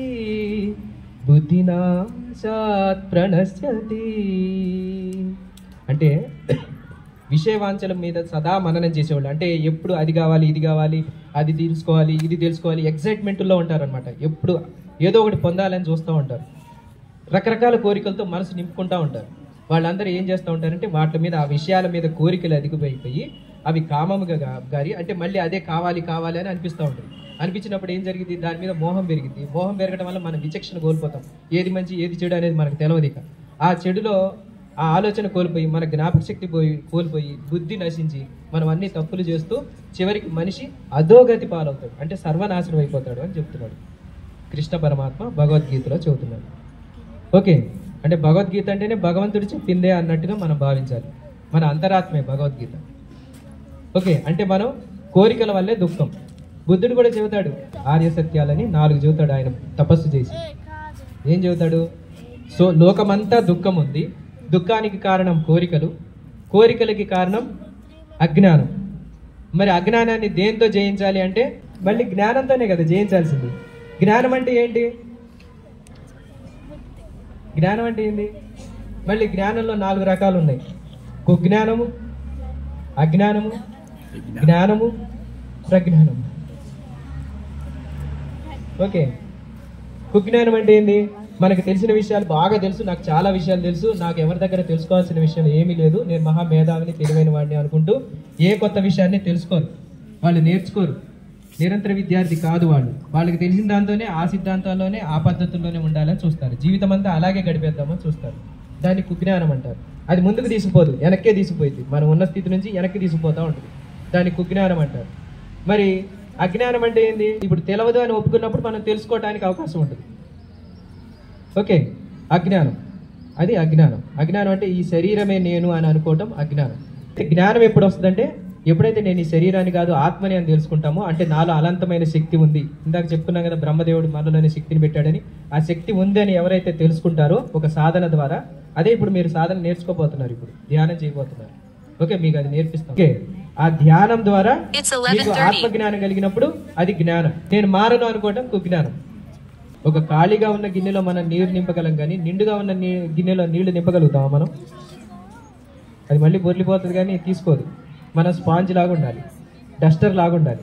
డస్టర్ వాటర్ని ఎలా అయితే అబ్జర్వ్ చేసుకుంటూ ఉంటుందో, విద్యార్థి దశలో మీ యొక్క మనసులు కూడా అలా వికసించి ఉండాలి. ఏది ఇస్తే అది ఫీడ్ చేసుకునేటట్టు ఉండాలి.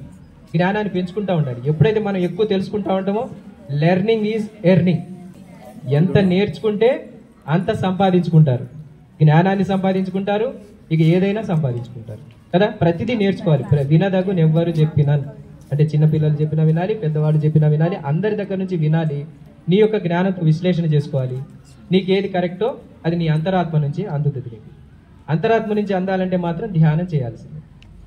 ఓకే, అట్లా మనలో ఉన్న ఆ జ్ఞానాన్ని మనం ధ్యాన సాధన ద్వారా వెలికి తీయొచ్చు. సరే, కుజ్ఞానమేమో వెనక్కి తీసుకుపోతుంది, అజ్ఞానమేమో తెలుసుకునేటట్టు చేస్తుంది, జ్ఞానమేమో నేను ఈ శరీరాన్ని కాదు నేను ఆత్మని అని తెలుసుకునేటట్టు చేస్తుంది. ఓకే, ఇక ప్రజ్ఞానం ఏం చేస్తుంది?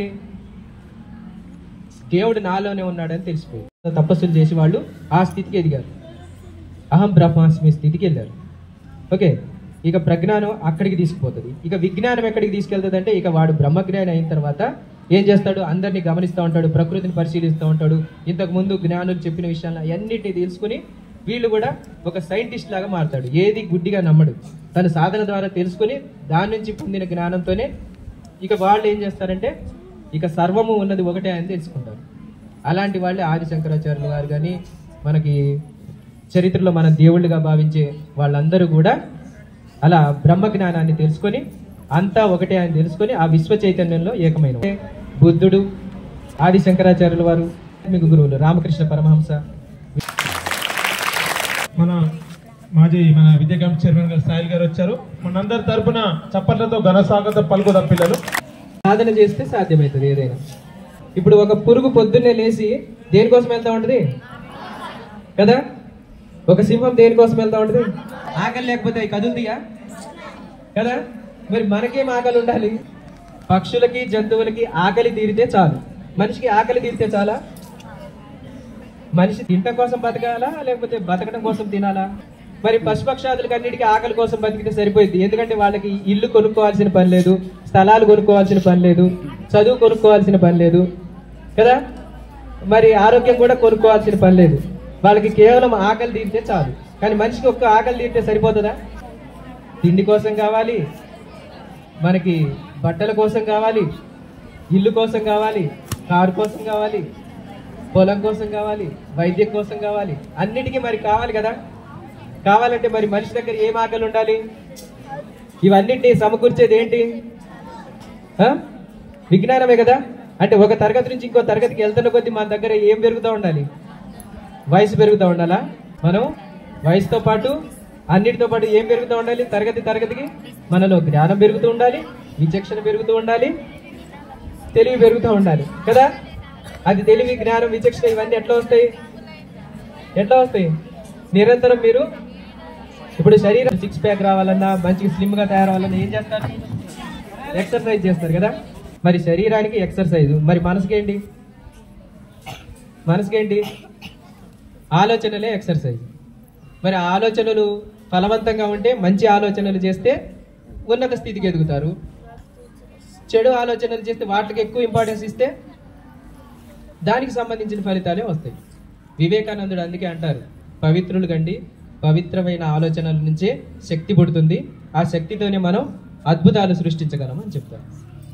ఏమవ్వాలి? ఫస్ట్ మనం పవిత్రులు కావాలి. పవిత్రులు ఎలా అవుతాం? మనం పవిత్రమైన ఆలోచనలతోనే అవుతాం.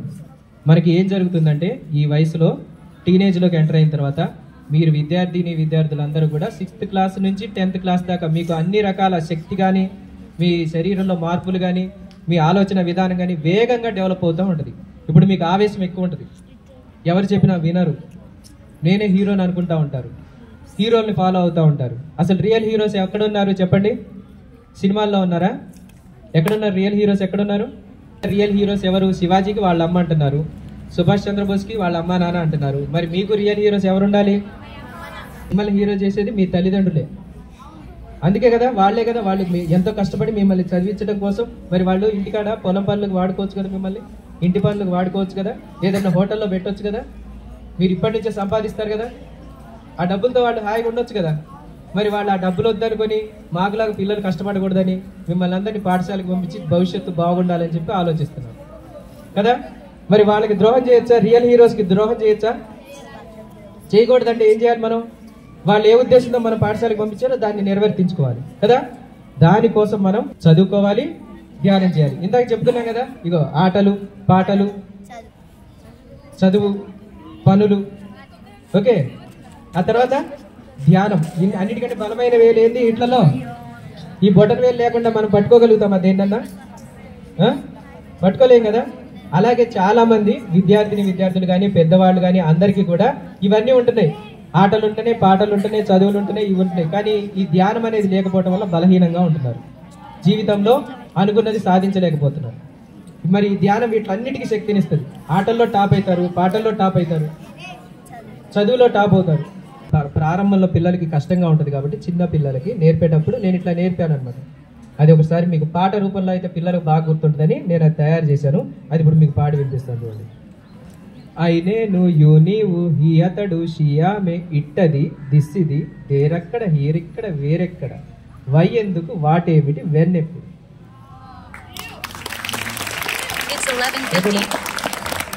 ఇది నేనే తయారు చేశాను, ఒకసారి రాసుకున్నా.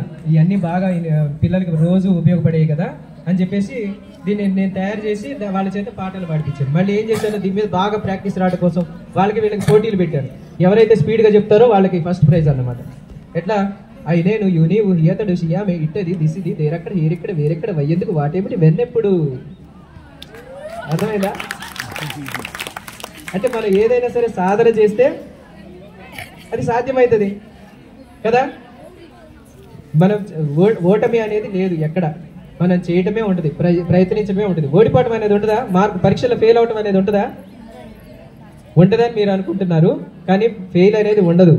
మీకు ఎంత తెలుసు అనేది దాన్ని బట్టి తెలిసిద్ది. నాకు ఎంత తెలిసింది, ఓకే 100కి 30 మార్కులు వచ్చిందంటే నాకు 30 మార్కులకు సంబంధించిన నా కెపాసిటీ ఉంది, ఇంకా పెంచుకోవాల్సింది 70 మార్కులు ఉన్నాయని తెలుసుకోవాలి. నెక్స్ట్ టైం ఇంకా బాగా చదవాలి అని అనుకోవాలి. మరి చదవడం కోసమే మనకి ఏం కావాలి? ఏకాగ్రత కావాలి, శ్రద్ధ కావాలి, ఒకచోట కూర్చొని చదివే తత్వం కావాలి, మంచి ఆహారం కావాలి. పొద్దున్నే కంపల్సరీగా 4:30కి 5ంటికి లేవడం అలవాటు చేసుకోండి. మనం ఎన్ని కష్టాలు ఎదురైనా కూడా మనం మన యొక్క లక్ష్యం నుంచి పక్కకి వెళ్ళకూడదు. ఎవరో ఏమంటారని వాళ్ళ కోసం మీ లక్ష్యాన్ని మార్చుకోకూడదు. అరే నీకు సాధ్యం కాదు, నువ్వు ఇది చేయలేవు, అది చేయలేవు అంటే ఆ విమర్శల్ని మనం తీసుకోకూడదు. మనం అనుకున్న లక్ష్యం సాధించగలుగుతాం. అరే నువ్వు పల్లెటూరులో పుట్టావు, నువ్వు ఎట్లా కలెక్టర్ అవుతావు, నీకు ఆస్తులు ఏడున్నాయి, నీకు డబ్బులు ఏమున్నాయి, ఇవన్నీ కూడా మనం పట్టించుకోకూడదు. మనం అనుకున్న విషయం వైపు మనం దూసుకుపోవాలన్నమాట. మరేమి అనుకున్నా నువ్వుండే రాజాన రాజు నువ్వే, బంటు నువ్వే, మంత్రి నువ్వే, సైన్యం నువ్వే. దేన్ని పట్టించుకోకుండా మీ మార్గాన్ని మీరు మంచి మార్గాన్ని ఎంచుకోవాలి, గురువుల ద్వారా సలహాలు తీసుకోవాలి, మీరు సాధన చేసుకుంటూ ముందుకెళ్ళాలి, చదువుకోవాలి. అన్నిటికీ ఇందాక చెప్పా కదా, వీటిలన్నిటికీ శక్తి రావాలంటే ధ్యానం అనేది మన దగ్గర ఉండాలి. ఓకే చిల్డ్రన్, మరి ఆ ధ్యానం గురించి తెలుసుకుందామా? అది ఎట్లా చేయాలో తెలుసుకుందామా చిల్డ్రన్? ఓకే, ఇప్పుడు ప్రాక్టికల్గా చేసి చూద్దాం. ఓకేనా? ఒక 5 మినిట్స్ చేద్దరు. కానీ శరీరంలో ఎక్కడ ఒత్తిడి లేకుండా బాడీ మొత్తం రిలాక్స్గా ఉంచుకోండి. ఇప్పుడు ఇంకా స్ట్రైట్గా గట్టిగా పెట్టుకున్నారు, కళ్ళు గట్టిగా మూయటం కానీ, మెడ దగ్గర ఒత్తిడి పెట్టుకోవటం కానీ అవన్నీ కూడా రిలీజ్ చేసేసుకోండి. మీ కళ్ళ దగ్గర రిలాక్స్ అవ్వాలి, చెవుల దగ్గర, మెడ దగ్గర, ఛాతీ భాగంలో, పొట్ట భాగంలో, కాళ్ళు, చేతులు అన్నీ రిలాక్స్గా ఉంచండి. ఓకే, టోటల్ రిలాక్స్, పూర్తిగా రిలాక్స్గా ఉంచాము. బాడీని జీరో చేసేస్తున్నాం. స్పెట్స్ తీసేయండి, సెల్ ఫోన్లు ఉంటే అది సైలెంట్ మోడ్లో పెట్టుకోండి. కుర్చీలో కూర్చున్న వాళ్ళు కాళ్ళు 2 క్రాస్ చేసుకోండి. ఇట్లా కాళ్ళు క్రాస్ చేసి కూర్చోండి. కాళ్ళు ఇట్లా క్రాస్ చేసుకోండి. కాళ్ళు 2 క్రాస్ చేసుకోండి. వేళ్ళల్లో వేళ్ళు పెట్టుకున్నాం, ఒళ్ళో పెట్టుకున్నాం, రిలాక్స్గా కూర్చున్నాం. ఒత్తిడి లేదు, బాడీని జీరో చేసేస్తున్నాం. పూర్తి రిలాక్స్గా ఉంచుతున్నాం శరీరాన్ని. ఇప్పుడు ఎక్కడ ఒత్తిడి లేదు. ఇప్పుడు సహజంగా జరుగుతున్న శ్వాసని మాత్రమే గమనిస్తున్నాం. పత్రిజ గారి ప్రధాన అంశాలు మన రాష్ట్ర వ్యాప్తంగా తన జీవితంలో ఎన్నో ఆధ్యాత్మికంగా సేవలు అందిస్తూ ఎందరికో తన జ్ఞానాన్ని అందిస్తూ వస్తున్నారు. ఎందుకంటే మీ విద్యార్థి దశలో ఉన్నప్పుడే ధ్యానానికి వచ్చాను. ఎందుకంటే ఈరోజు విద్యార్థులకు ధ్యానం అనగానే సార్ కూడా మంచి టీచర్, ఆయన విద్యార్థి దశ నుంచి ధ్యానంకి వచ్చిండు. భగవద్గీత నుంచి చిన్న పైరు కోసేటప్పుడు ఎరువుల్ని వేయం, పైరు కోసేటప్పుడు వరి కోసేటప్పుడు ఎరువుల్ని వేయం, వరి నాటేటప్పుడు ఎరువుల్ని వేస్తాం. అలాగే వృద్ధాప్యంలో ధ్యానం కాకుండా యువతగా ఉన్నప్పుడు ధ్యానం చేస్తే నిత్య కళ్యాణం పచ్చతోరణం. అర్థమైందా? యువతగా ఉన్నప్పుడు ధ్యానం చేస్తే నిత్య కళ్యాణం పచ్చతోరణం. ధ్యానంలో ఏమవుతుందంటే మనం నిద్రలో తీసుకునే ప్రాణశక్తి కంటే ధ్యానంలో తీసుకునే ప్రాణశక్తి ఎక్కువ. అందుకోసము ఎవరైతే ఎక్కువగా ధ్యానం చేస్తారో మీ తల్లిదండ్రులు, ఈరోజు గవర్నమెంట్లో చదువుకునే పిల్లల గురించి చెప్తున్నాను, ప్రైవేట్ సెక్టార్ పిల్లల గురించి కాదు. మీరు కాళ్ళ చెప్పుల నుంచి తల వెంట్రుక ఆయిల్ వరకు, కొబ్బరి నూనె వరకు వాళ్ళు ఎంతో కష్టపడి ఇస్తేనే మీరు ఈరోజు ఇంత అద్భుతంగా వచ్చారా లేదా స్కూల్కి? అర్థమైందా? తల్లిదండ్రులు ఈ రోజుల్లో పిల్లలకి చదువు పైన ఫస్ట్ కాన్సన్ట్రేషన్ చేస్తున్నారు. మీ ప్లేసులలో వాళ్ళ చదివించే బదులు డబ్బులుంటే హాయిగా ఇంకేమైనా వస్తువులు కొనుక్కుంటారు, వాళ్ళు ఆరోగ్యంగా ఉంటారు. వాళ్ళు టాబ్లెట్లు మానేసి మీకు డబ్బులు ఇస్తున్నారు. సంకల్పమే నాకు బలం, సాహసమే నాకు ధనం. నీ సంకల్ప బలం చదువులో చూపెట్టు, నీ సంకల్ప బలం ఆరోగ్యంలో చూపెట్టు. ఫస్ట్ ఆరోగ్యం ఉండాలంటే ధ్యానం చేయాలి, ఆరోగ్యంగా ఉండాలంటే ధ్యానం చేయాలి, ఆనందంగా ఉండాలంటే ధ్యానం చేయాలి. నువ్వు చదువుతున్న చదువుకి 100% వాళ్ళు చెప్తారు.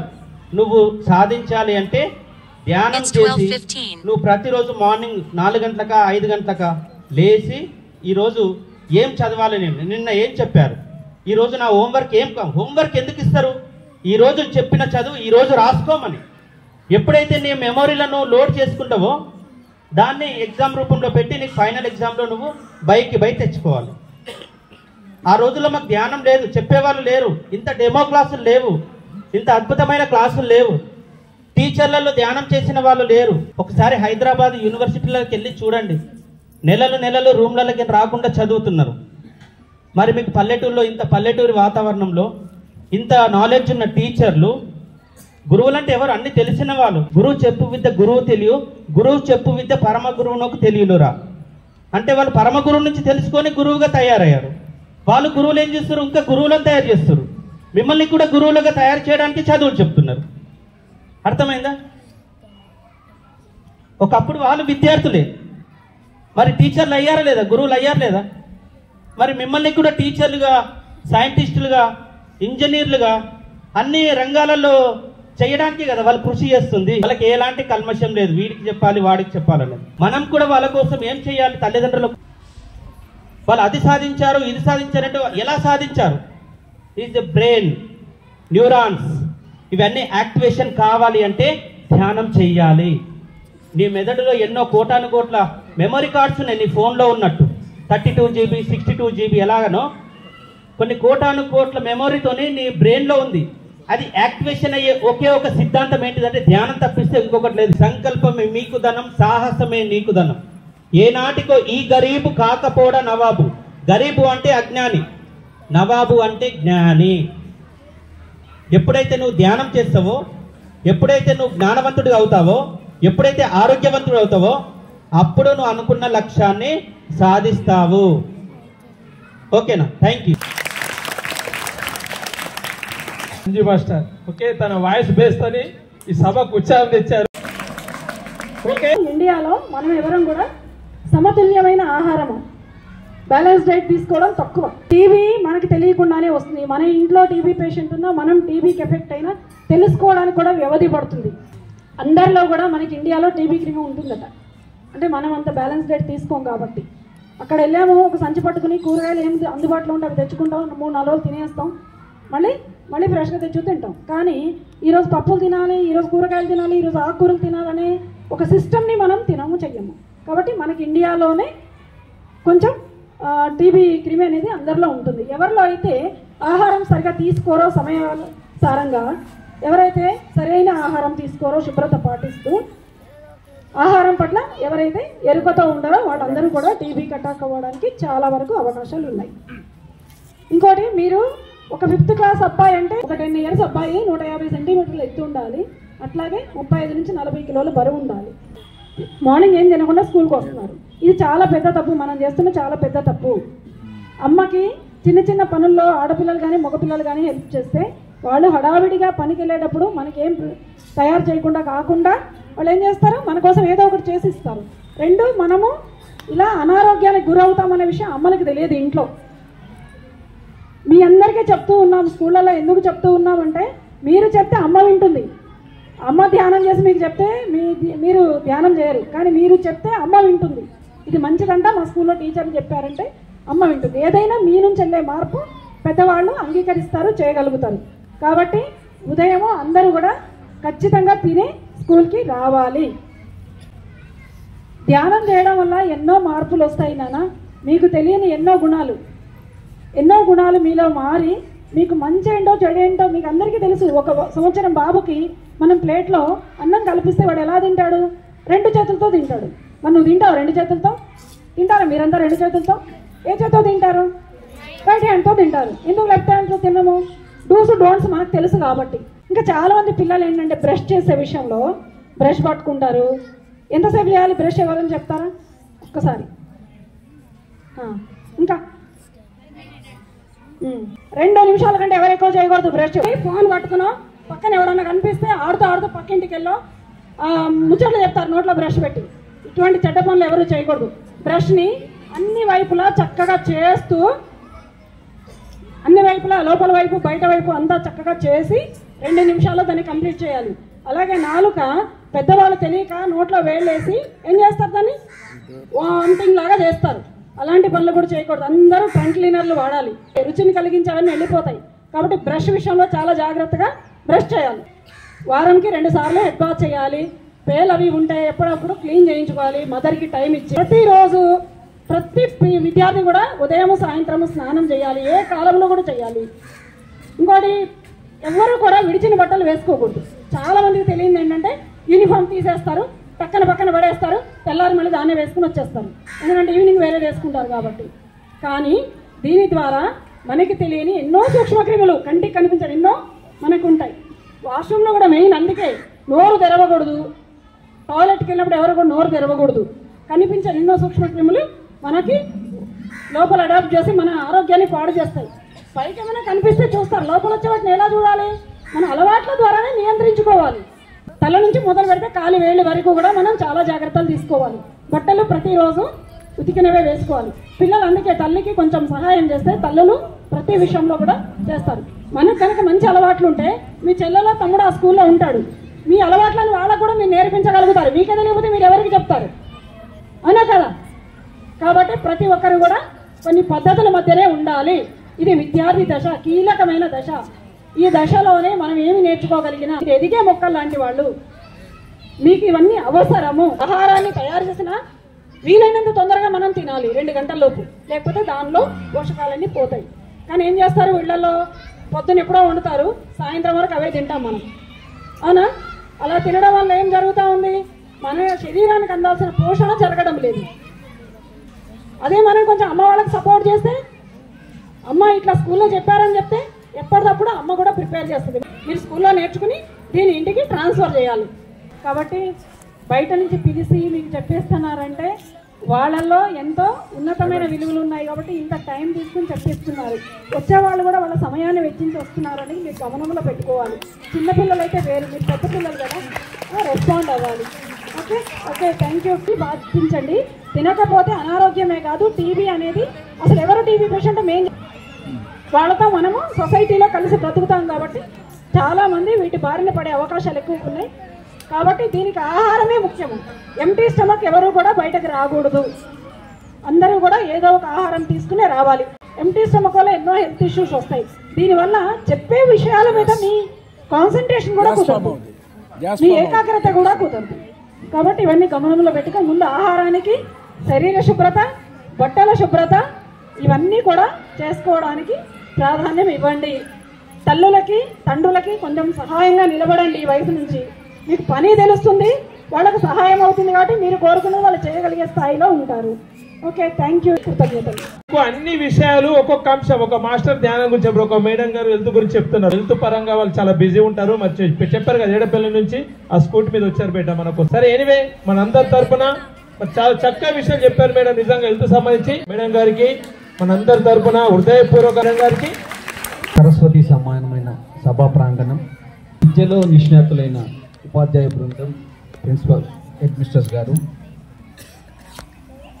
ధ్యాన సాధకులు శ్రీధర్ గారు, కమిటీ చైర్మన్ సాయిల్ గారు, మేడం గారు, అందరికీ ముఖ్యంగా పిల్లలకు ధ్యానం చేసింది మీరు 5 నిమిషాల తర్వాత మేల్కొంటే ఎట్లా అనిపించింది? మీకు ఫ్రెష్గా అనిపించిందా? ఓకే, ఇప్పుడు మనం ఏం చేద్దామంటే ఫస్ట్ నేను మాట్లాడే కంటే ముందు ఫస్ట్ 2 క్వశ్చన్స్ అడుగుతాను. ఫస్ట్ క్వశ్చన్, అన్నిటికంటే ఇప్పటి వరకు మీకు ఒక 14-15 ఏళ్ళ వయసు ఉంటుంది అనుకుంటే, అన్నిటికంటే చాలా చాలా ఈజీ పని ఏది? అన్నిటికంటే ఈజీ పని, చాలా ఈజీ పని, చాలా ఈజీ పని. ఒక అతను అన్నం తిందాం అంటున్నాడు, చాలా ఈజీ పని, చాలా సులువు ఆ పని చేయడం.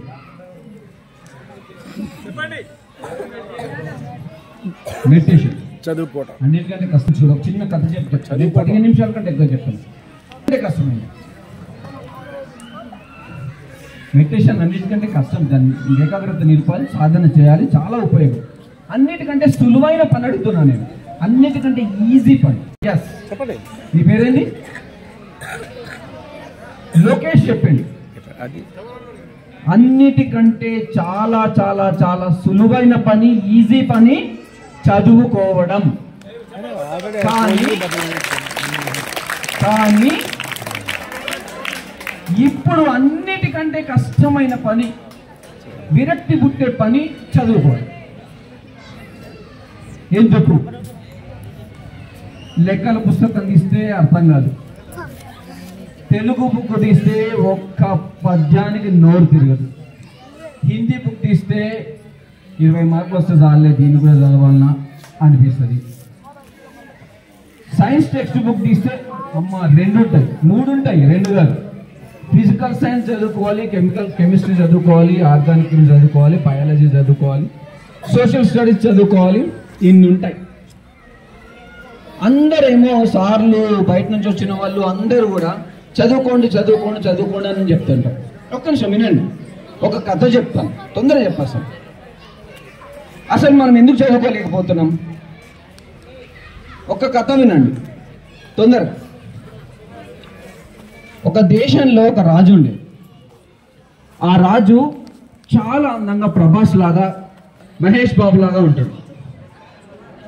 ఆ రాజుకి ఏమనిపిస్తుంది అంటే, నేను ఎప్పుడు ఇట్లానే ఉండాలి, ఎప్పుడు ఇట్లానే ఉండాలా, ఎప్పుడు ఇంతే స్మార్ట్గా ఉండాలి, ఇంతే యంగ్ ఉండాలి, ఎప్పుడు ఇంతే యంగ్ ఉండాలి, ఏం చేయాలి అని చెప్పి ప్రపంచంలో ఉన్న రకరకాల వైద్యులందరినీ పిలిచి అడుగుతాడు, నేను ఎప్పుడు యంగ్ ఉండాలంటే ఏం చేయాలి అని. ఏం చేయాలి? ఇది మనకు సంబంధించిన సమస్య గురించే చెప్తున్నా. ఈ కథలోంచి మన సమస్య దగ్గరికి మిమ్మల్ని తీసుకెళ్తా. 5 నిమిషాలు. చాలా మంది వైద్యులు వస్తారు, రకరకాల చెప్తారు, కానీ రాజు చివరికి ఏమంటాడంటే, ఒకవేళ సక్సెస్ అయితే అర్ధరాజ్యం ఇస్తా, ఫెయిల్యూర్ అయితే మీ తల ఖండించి గుమ్మానికి వేలాడగడతా అని చెప్తాడు. సరే, సక్సెస్ అవ్వడం అనేది తెలీదు, ఫెయిల్యూర్ అయితే అనవసరం ప్రాణాలు పోతాయని చెప్పేసి వైద్యులందరూ వెళ్ళిపోతుంటారు. అందులో ఒక వైద్యుడు మాత్రం, రాజా నేను మందు తయారు చేసి మీకు ఇస్తాను, మీరు ఎప్పటికీ యవ్వనంగానే ఉంటారు, సాధ్యమా? ఎప్పటికీ యవ్వనంగా ఉండడం సాధ్యమా? ఎప్పుడు యూత్లో ఉండడం సాధ్యమా? కానీ ఆ వైద్యుడు చెప్తాడు, మీరు ఎప్పటికీ యవ్వనంగానే ఉంటారు, నేను తయారు చేసి ఇస్తాను, 15 రోజులు టైం ఇవ్వండి నాకు అని చెప్తాడు. 15 రోజులు గడిచిపోతాయి. ఆ వైద్యుడు ఆ ఔషధం ఉన్న పాత్ర తీసుకొని వచ్చి రాజుకి ఇస్తాడు. రాజు ఎంతో ఆనందంతో ఉప్పొంగిపోయి, అబ్బా నేను ఎప్పటికీ యవ్వనంగా ఉండొచ్చు, యంగ్ డైనమిక్ మహేష్ బాబు లాగానో ప్రభాస్ లాగానో ఉండిపోవచ్చు అని చెప్పి ఆనందంగా ఆ పాత్ర తీసుకొని పెట్టుకుంటాడు. ఆ పాత్ర తీసుకొని పెట్టుకోగానే ఆ వైద్యుడు చెప్తాడు ఒక కండిషన్, రాజా ఈ ఔషధం తయారు చేయడానికి హిమాలయాల్లో ఎక్కడో ఉన్న ఒక ప్రత్యేకమైన కోతి నుండి దాని చెమట నుండి సేకరించి తయారు చేయబడ్డది కాబట్టి మీరి ఔషధాన్ని వెన్నెల కాచిన రోజు, పౌర్ణమి రోజు వెన్నెల కాస్తుంది, ఆ రోజు వెన్నెల నిటారుగా పడ్డప్పుడు మాత్రమే ఈ ఔషధాన్ని తీసుకోవాలి అని చెప్తాడు. పౌర్ణమి వస్తుంది, రాజుకు ఇంకొక కండిషన్ చెప్తాడు వైద్యుడు, రాజా ఈ బాటిల్ ఏదైతే ఔషధం పాత్ర నేను ఇచ్చానో ఆ పాత్ర మూత తీసేటప్పుడు మీకు ఎట్టి పరిస్థితుల్లో కూడా కోతి గుర్తు రాకూడదు అని చెప్తాడు. ఆ బాటిల్ మూత తీసేటప్పుడు ఎట్టి పరిస్థితుల్లో మీకు కోతి గుర్తు రాకూడదు అని చెప్తాడు. నాకెందుకు గుర్తొస్తుంది, నేను రాజు, నాకు కోతులు గుర్తొస్తాయా అని చెప్పేసి రాజు 15 రోజులు ఆ పౌర్ణమి కోసం వెయిట్ చేస్తాడు. పౌర్ణమి వస్తుంది, రాజు చక్కగా స్నానం చేసేసి పూజ చేసుకుని, ఇంకా ఈరోజు నేను తీసుకోబోయే ఈ ఔషధంతో నేను ఎప్పటికీ యవ్వనంగా ఉంటాను, యంగ్ డైనమిక్ రాజుగా ఉంటానని చెప్పి ఆ ఔషధాన్ని తీయడానికి తీసుకొని ఆ పాత్రను తీసుకొచ్చి టేబుల్ మీద పెట్టి మూత తీయబోతుంటాడు. రాజు కోతి గుర్తు, ఇది నీ కోతి గుర్తొస్తుంది నాకు, కోతి లేదు, ఆ కోతి ఎక్కడో ఉంది, దాన్ని తయారు చేసారు, ఇంత మనకెందుకు, ఎన్నో ఔషధాలు వాడుతుంటాం, ఎక్కడెక్కడో జడీబూటి నుంచి తయారు చేస్తారు, ఎందుకు అవసరం లేదు, మళ్ళీ మూత పెట్టేస్తారు. రాజుకు వైద్యుని మాటలు గుర్తొస్తాయి. సినిమాలు ఎట్లుంటుంది, సీన్ చూపించేటప్పుడు ఫ్లాష్ బ్యాక్ కట్ చేసి చూపిస్తారు కదా, వాడికి గుర్తొచ్చిన సీన్ అట్లా వాడికి గుర్తొస్తుంది. మీకు కోతి గుర్తొచ్చి కానీ ఈ ఔషధాన్ని తీసుకుంటే ఆ క్షణమే మీరు వృద్ధులైపోతారు రాజా అని. అమ్మో ఇదేదో రివర్స్ అయ్యేటట్టు ఉంది అనుకొని మరి మళ్ళీ ఏం చేయాలి, వైద్యుని అడుగుతాడు రాజు. మళ్ళీ పౌర్ణమి వచ్చేంత వరకు వెయిట్ చేయాలి అంటారు. ఎస్, మళ్ళీ పౌర్ణమి ఎప్పుడు వస్తుంది, నెలకు ఎన్ని వస్తాయి పౌర్ణమిలు, 1 వస్తుంది. మళ్ళీ నెల రోజుల దాకా ఆగి మళ్ళీ ఆ పాత్రను తీయడానికి ప్రయత్నిస్తాడు, మళ్ళీ కోతి గుర్తొస్తుంది. సాధ్యం కాదు. అటువంటి పౌర్ణములు ఎన్నో పోతుంటాయి. రాజు మూత తీయడానికి ప్రయత్నం చేయగానే కోతి గుర్తొస్తుంది. రాజు మాత్రం ఆ ఔషధం యొక్క బాటిల్ మూత తీయలేడు. ఆ రాజు ఆ మెడిసిన్ తాగలేడు. వాడు తాగుంటే వాడు ఇప్పటిదాకా ఉండేటోడు కదా, కనుక అటువంటి చరిత్ర లేదు. ఈ కథ ఎందుకు చెప్పుకుంటున్నాం చెప్తున్నా. కట్ చేస్తే స్కూల్ నుంచి బ్యాగ్ మోసుకొని పొద్దున్న నుంచి Telugu, Hindi, English, maths, science, social studies రోజు ఇన్ని క్లాసులు ఉంటాయా? ఉండయా? అన్ని క్లాసులు ఉంటాయి కదా, ఉంటాయి. ఓకే, తెలుగుకు హిందీకి సంబంధం ఉంటుందా? ఉండదు. హిందీకి ఇంగ్లీష్ సంబంధం ఉంటుందా? ఉండదు. మళ్ళీ ఇంగ్లీష్ టు మ్యాథ్స్ సంబంధం ఉంటుందా? ఉండదు. మ్యాథ్స్కు, సోషల్కు, సైన్స్కు దేనికి దేనికి సంబంధం లేకుండా రకరకాల టీచర్లు వచ్చేస్తారు. నిజంగా చెప్పాలంటే మీకు చెప్పే ఉపాధ్యాయులందరూ నిష్ణాతులు. వాళ్ళు 2 పరీక్షలు, కఠినమైన పరీక్షలు, లక్షల మందిలో 2 పరీక్షలు రాసి మీ స్కూల్కు ఉపాధ్యాయులుగా వచ్చిన నిష్ణాతులు. వాళ్ళు ఏ లెక్కైనా చెప్పగలరు, ఏ పాఠమైనా చెప్పగలరు. వాళ్ళను ఉపయోగించుకోవాలి. ఇక్కడ ఆ విషయమే చెప్తున్నాను, జాగ్రత్త వినండి. ఈ కోతి కథ ఎందుకు చెప్తున్నాం? మనం స్కూల్ నుంచి బ్యాగ్ తీసుకొని వెళ్ళి ఇంట్లో బ్యాగ్ పెట్టాం, మళ్ళీ ఆ బ్యాగ్ని ఎప్పుడు తీస్తాం? వెరీ గుడ్, సూపర్, ఎక్సలెంట్, చాలా సిన్సియర్ చెప్పాడు. నిజంగా అదే జరుగుతుంది. బ్యాగ్ సాయంత్రం మీకు స్పెషల్ క్లాస్ ఉన్న 10th క్లాస్ పిల్లలు అయితే 6 గంటలకు వెళ్తున్నారు అనుకుందాం.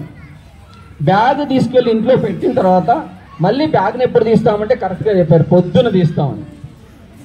ఒకవేళ స్కూల్కి ఒక 3 రోజులు హాలిడేస్ వచ్చాయనుకో, దాని మీద కొంచెం దుమ్ము పడుతుంది. అవే దసరా హాలిడేస్, సంక్రాంతి హాలిడేస్ వచ్చినాయనుకో, సాలేగూడు, పురుగు కూడా, గాలేగూడు పెట్టేస్తుంది. మరి ఎందుకు ఏం జరుగుతుంది అసలు? మరి ఎందుకు చదవలేకపోతున్నాం? అందరు వస్తున్నారు చదువుకోండి చదువుకోండి చదువుకోండి అని చెప్తాను, చదవలేకపోతున్నాం. కానీ చదవాలి. ఇప్పుడు నేను చెప్తాను, బోర్ రాకుండా చదవాలి, చదువు మీద ఇంట్రెస్ట్ కలిగేటట్టు చదవాలి, చదువు అంటే ప్రాణం కలిగేటట్టు చదవాలి. మరి ఏం చేయాలి? ఇప్పుడు ఏమవుతుంది, మనము ఇవాళ సరే మన సాయినాథ్ సారో ఇంకో సారో మన సార్లు శ్రీనివాస్ సార్ చెప్పారు, అరే చదువుకోండి చదువుకోండి అని. మనకెవరికో బల్బు వెలిగింది, ఇంటికి వెళ్ళినాం, బ్యాగ్ తీసినాం. మనదనే పరిస్థితి, రాజు పరిస్థితి మన పరిస్థితి ఏం తేడా లేదు. బ్యాగు మూత తీయగానే కోతి బయటకు వస్తుంది. ఏమంటుంది కోతి? ఏం చదువుతావు ఇవాళ, ఇంకా మస్తు టైం ఉంది, మళ్ళీ చదువుతుంది అనుకుని మైండ్లో కోతి కదులుతూనే ఉంటుంది. బయట ఫ్రెండ్ వస్తాడు, అరే ఇంకా చిన్నగా పోయిద్దాం, ఏ నడే గట్ల పోయిద్దాం, కిందకు పోయిద్దాం, ఇంటికి పోయిద్దాం, రవలి వాళ్ళ ఇంటికి పోయిద్దాం, కలుద్దాం, ఏం చేస్తాం ముచ్చట పెట్టేద్దాం, పై ఏం కాదు మళ్ళీ చదువు మస్తు టైం ఉంది. 10వ తరగతి విద్యార్థుల లెక్క తీసుకుందాం. ఇంకా కరెక్ట్గా అమ్మా 10th క్లాస్ ఎవరు చేయలేదండి? All 10th class, boys and girls all 10th class. Right, thank you. మీకు ఖచ్చితంగా ఇంకా ఎలా లెక్కేసినా 100 రోజుల టైం మాత్రమే ఉంది. ఓన్లీ 100 రోజుల టైం మాత్రమే ఉంది. అంటే చాలా తక్కువ టైం ఉంది. మరి ఆ కోతిని పక్కన పెట్టి చదువుకోవాలి అంటే ఏం చేయాలి? ఒక 5 టిప్స్ చెప్తాను. Only 5 tips. ఈ 5 టిప్స్ ఇవాళే పాటించమంటలేను, కానీ ఈ 5 టిప్స్ పాటించాలి అంటే ఫస్ట్ మీరేం చేయాలి? మీరు చదువుకోవడానికి 5 టిప్స్ పాటించాలి అంటే ఏం చేయాలి? ఫస్ట్ మీ కోతిని మీరు ఫ్రెండ్ చేసుకోవాలి. మీ కోతిని మీ దగ్గర పెట్టుకోవాలి. మనల్ని ఎప్పుడు డిస్టర్బ్ చేసే ఫ్రెండ్ మన పక్కన ఉంటే వాడు డిస్టర్బ్ చేయడు. క్లాస్లో సార్ పాఠం చెప్పేటప్పుడు నాలాంటోడు ఇలా మాట్లాడేటప్పుడు ఎవరు మాట్లాడుతున్నాడో వాళ్ళ మీదనే దృష్టి ఉంటుంది. అట్లాగే మనం కూడా మన కోతి మీద దృష్టి పెట్టాలి. అంటే ఏం చేయాలి? ఎలా చదువుకోవాలి? సింపుల్. ఫస్ట్ పంచసూత్రాలు పాటిద్దాం మనం. నేను అసలు చాలా చెప్పాలి కానీ మనకు టైం లేదు, మళ్ళీ ఎప్పుడైనా చెప్పుకుందాం. అసలు నేను చెప్పాలనుకున్నది ఏంటంటే ఒక్కొక్క సబ్జెక్ట్ను ఎలా చదవాలి అని చెప్పాలనుకున్నాను. ఒక్కొక్క సబ్జెక్ట్ను చదువుకునేటప్పుడు ఎట్లా చదువుకోవాలి ఒక్కదానికి చిన్న టిప్ చెప్తాను. మామూలుగా మీరు తిట్టుకుంటారా? ఫ్రెండ్స్ తిట్టుకుంటారు కదా, ఎవరు తిట్టుకోరు? ఒక ఫ్రెండ్ని ఇంకో ఫ్రెండ్ తిట్టుకోని ఫ్రెండ్స్ ఎవరు చేయొద్దండి. Very good. ఎవ్వరు ఫ్రెండ్ని తిట్టకుండా ఉంటారు. తిట్టకుండా ఉండకపోతే ఫ్రెండే కాదు. ఫ్రెండ్ అంటేనే మనల్ని స్వతంత్రంగా అనేవాడు. అవును, మీకు ఫార్ములాస్ గుర్తుండట్లేదు. మామూలుగా మీరు పరిభాషలో మాట్లాడేటప్పుడు ఒక ఫ్రెండ్ తిట్టండి. అరే ఏంద్రాయుడు A+B² లెక్క చేస్తాడు అనండి. ఏంద్రాయుడు A-B² లెక్క చేస్తాడు. పక్కడు అడుగుతాడు నేను, అరే నీ పేరేంది? గడి చెప్పు. లక్షిత్ను ఇంకో ఫ్రెండ్ తిట్టిండు అనుకో, A+B² లెక్క చేస్తాడు ఇదంతా అంటే వాడు అందరినీ కలుపుకుంటూ పోతున్నాడు అనమాట. A²+B²+2 అందరినీ కలుపుకుంటూ పోతున్నాడు అని. అప్పుడు నీకు ఫార్ములా గుర్తుండిపోద్దా? దాన్ని మళ్ళీ బట్టికొట్టే అవసరం లేదు కదా. అంటే ఆడుతూ పాడుతూ చదువుకోమని అంటూ ఉంటారు. మరి ఎట్లా చదువుకోవాలి? A-B² అనుకో, పుల్లలు పెట్టేటో నానా. అరే ఈడు వానికెళ్ళి చెప్తున్నాడు, మళ్ళీ వీనికెళ్ళి చెప్తున్నాడు, వానికెళ్ళి A-B². ఇంకొకడు ఉన్నాడు, వాడు పుల్లలు పెట్టాడు, వేరేని కలవనియాడు. A+B × A-B. అటు కలవనిస్తలేడు, ఇటు కలుస్తలేడు. A+B అంటే కలుస్తలేడు, A-B కలవనిస్తలేడు. A+B × A-B = A²-B². ఇటువంటి టిప్స్, చాలా టిప్స్ ఉంటాయి. సరే మళ్ళీ ఎప్పుడైనా మాట్లాడుకుందాం. ఇప్పుడు చదువుకోవడానికి ముందు పంచసూత్రాలు ఏంటి? మొట్టమొదటి పంచసూత్రాలలో ఫస్ట్ సూత్రం ఏంటంటే, ఇవాళ స్కూల్కి జాయిన్ చెప్పడానికి మాస్టర్లు వచ్చిర్రు, మేడం వచ్చిండ్రు, మేడం కూడా ఆరోగ్యం గురించి చెప్పారు, సాయినాథ్ సార్ కూడా బాగా చదువుకోమన్నారు. రీడ్ లెస్ ఆర్ 5 hours చెప్తాను నేను. 5 hours మనము వేస్ట్ మేనేజ్మెంట్లో, మీరు ప్రాజెక్ట్ వర్క్ చేశారో లేదో కానీ వేస్ట్ మేనేజ్మెంట్లో 4 hours నేర్చుకుంటుంటాం. Recycle, reuse, reduce, repair. ఇలాగే 5 hours students, all especially 10th class, 5 hours.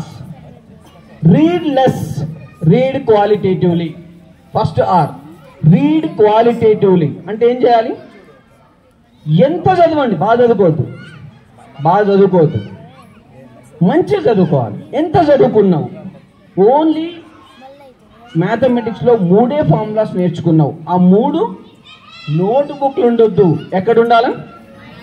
ఇక్కడ ఉండాలి. అది రీడ్ క్వాలిటేటివ్లీ. నెక్స్ట్ అది రీడ్ క్వాలిటేటివ్లీ. ఆ తర్వాత అది next second are, read morning. నేను బ్రహ్మముహూర్తంలోనో పొద్దున 3ంటికో 2ంటికో 4ంటికో లేవమని అడగట్లేదు.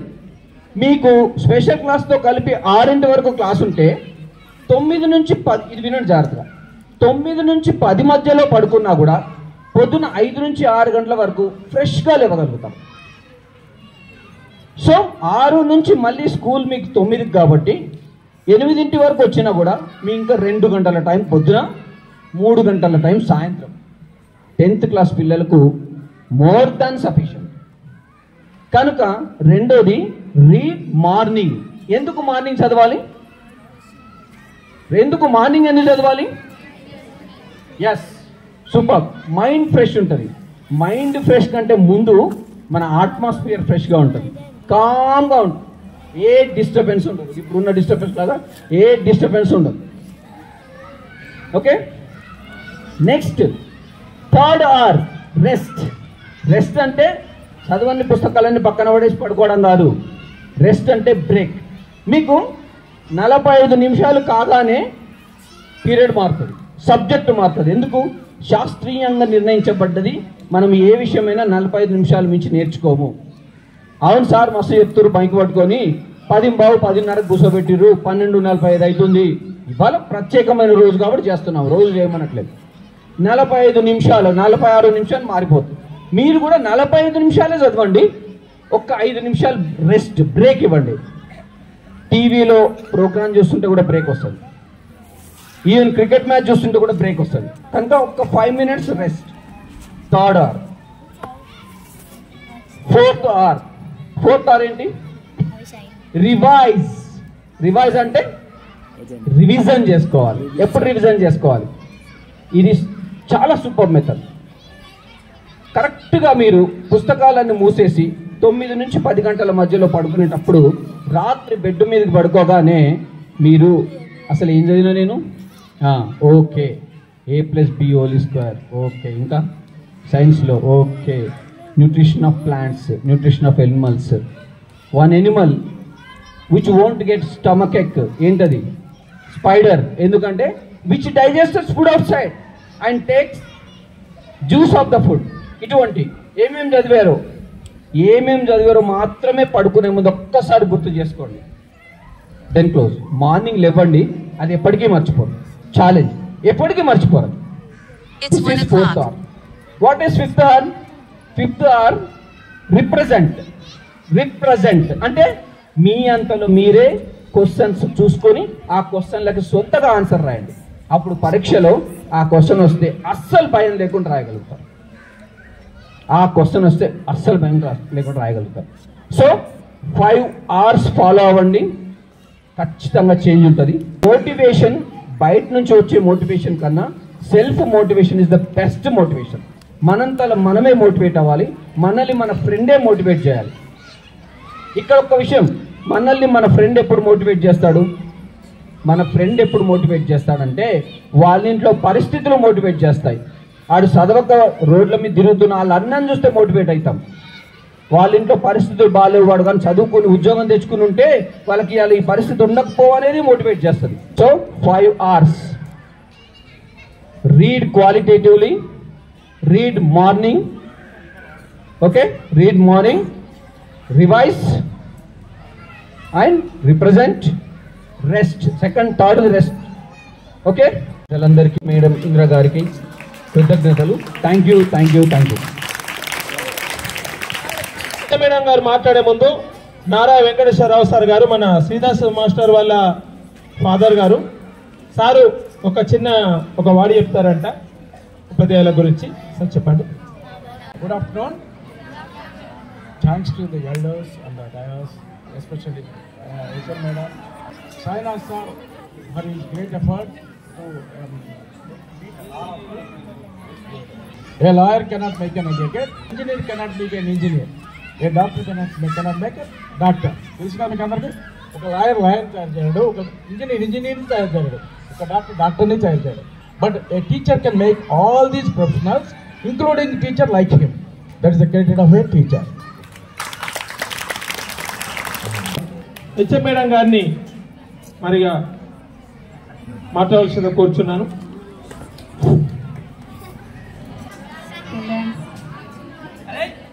మరి మనం ఈరోజు ఈ యొక్క మోటివేషనల్ విద్యార్థుల కొరకు ఏర్పాటు చేయడం జరిగింది. మరి ఈరోజు వచ్చిన మన యొక్క ముఖ్యమైన అతిథులు master Sridhar sir and NSN Swamy sir and Narra Venkateswararao sir and Anjay master and Anuradha madam, health department అందరూ మరి మా మాటను మన్నించి వచ్చినందుకు మీకు అందరికీ ప్రత్యేకంగా ధన్యవాదములండి. అట్లాగే పిల్లలకు కూడా అంటే చాలా ఇంపార్టెంట్, మీరు ఎలా ఉండాలా ఏంటి అనేది ఇందాక అందరు చెప్పారు. మరి అట్లాగే నేను రోజు చెప్తున్నా గర్ల్స్ అండ్ బాయ్స్, ఎందుకంటే మనము అంటే ఎంటీ స్టమక్తో రావద్దని ఎప్పుడు చెప్తూ ఉంటున్నా. నేను తినండి, పుష్టిగా ఉండండి, తినేసి రండి అని చెప్తున్నా. ఎందుకంటే తినకపోవడం వల్ల మీకు కాన్సన్ట్రేషన్ ఉండదు, చెప్పింది వినడము కాదు. కాబట్టి అందరూ రెగ్యులర్గా రావాలి, ప్లస్ మంచిగా తినేసి హెల్తీగా ఉండండి. Thank you one and all. మొదట వాళ్ళ విలువైన సమయాన్ని ఇచ్చేసి తమ యొక్క అనుభవాన్ని, తమలో ఉన్న మెలకువలను ముఖ్యంగా మీ విద్యార్థుల కోసం మీకు ఉపయోగపడతాయనే ఉద్దేశంతో ఎంతో శ్రమ కోర్చి వాళ్ళ సమయం వెచ్చించి ఇక్కడికి వచ్చేశారు. వ్యవస్థ తరపున ఒక చిన్న గౌరవం. మరి ఈరోజు మన ముఖ్య అతిథి నారా శ్రీధర్ గారిని మనందరి చప్పట్ల మధ్య వేదిక మీదకి మరోసారి స్వాగతం పలుకుతున్నాం సార్. మరి మా ఉపాధ్యాయ బృందం అందరూ సగౌరవంగా ఇక్కడ వేదిక వద్దకు వచ్చేసి హెచ్ఎం మేడం గారు, మిగతా మా ఉపాధ్యాయ బృందం అందరూ ప్లీజ్. రమదేవి మేడం రండి, శ్రీనివాస్ సార్ అందరూ, మా ఉపాధ్యాయ బృందం అందరూ ఒక్కసారి.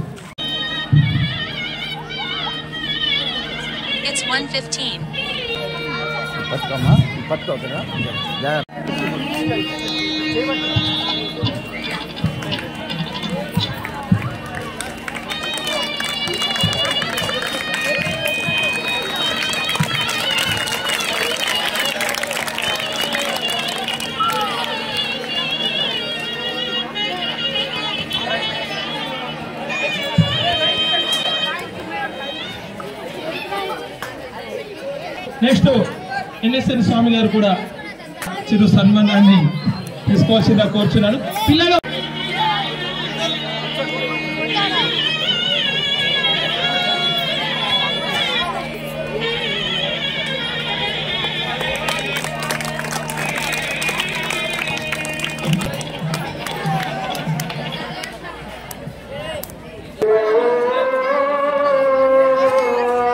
పిల్లలు ఒక్కసారి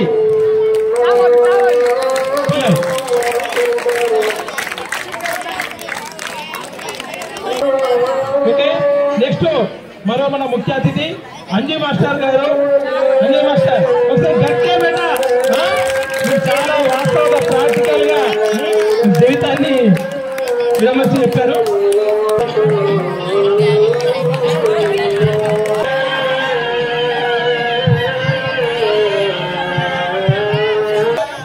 మనకు హెచ్ఓడి పని నిజంగా పెట్టు మీకు ఎంత అర్థమైందో తెలియదు కానీ అందరూ మేడం గారికి మనందరి తరఫున ఘన స్వాగతం.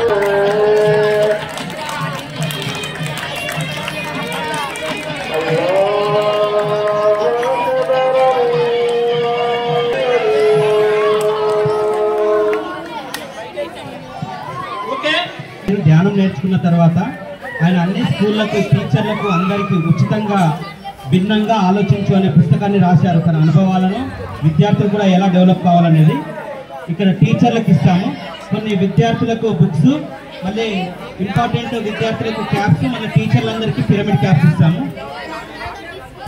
అందరు కూడా ఈ రోజు నుంచి ధ్యానం మొదలు పెట్టండి. అందరు కూడా ఆరోగ్యంగా ఉండండి. అందరూ కూడా మంచి జీవితాన్ని జీవించాలని కోరుతున్నాను.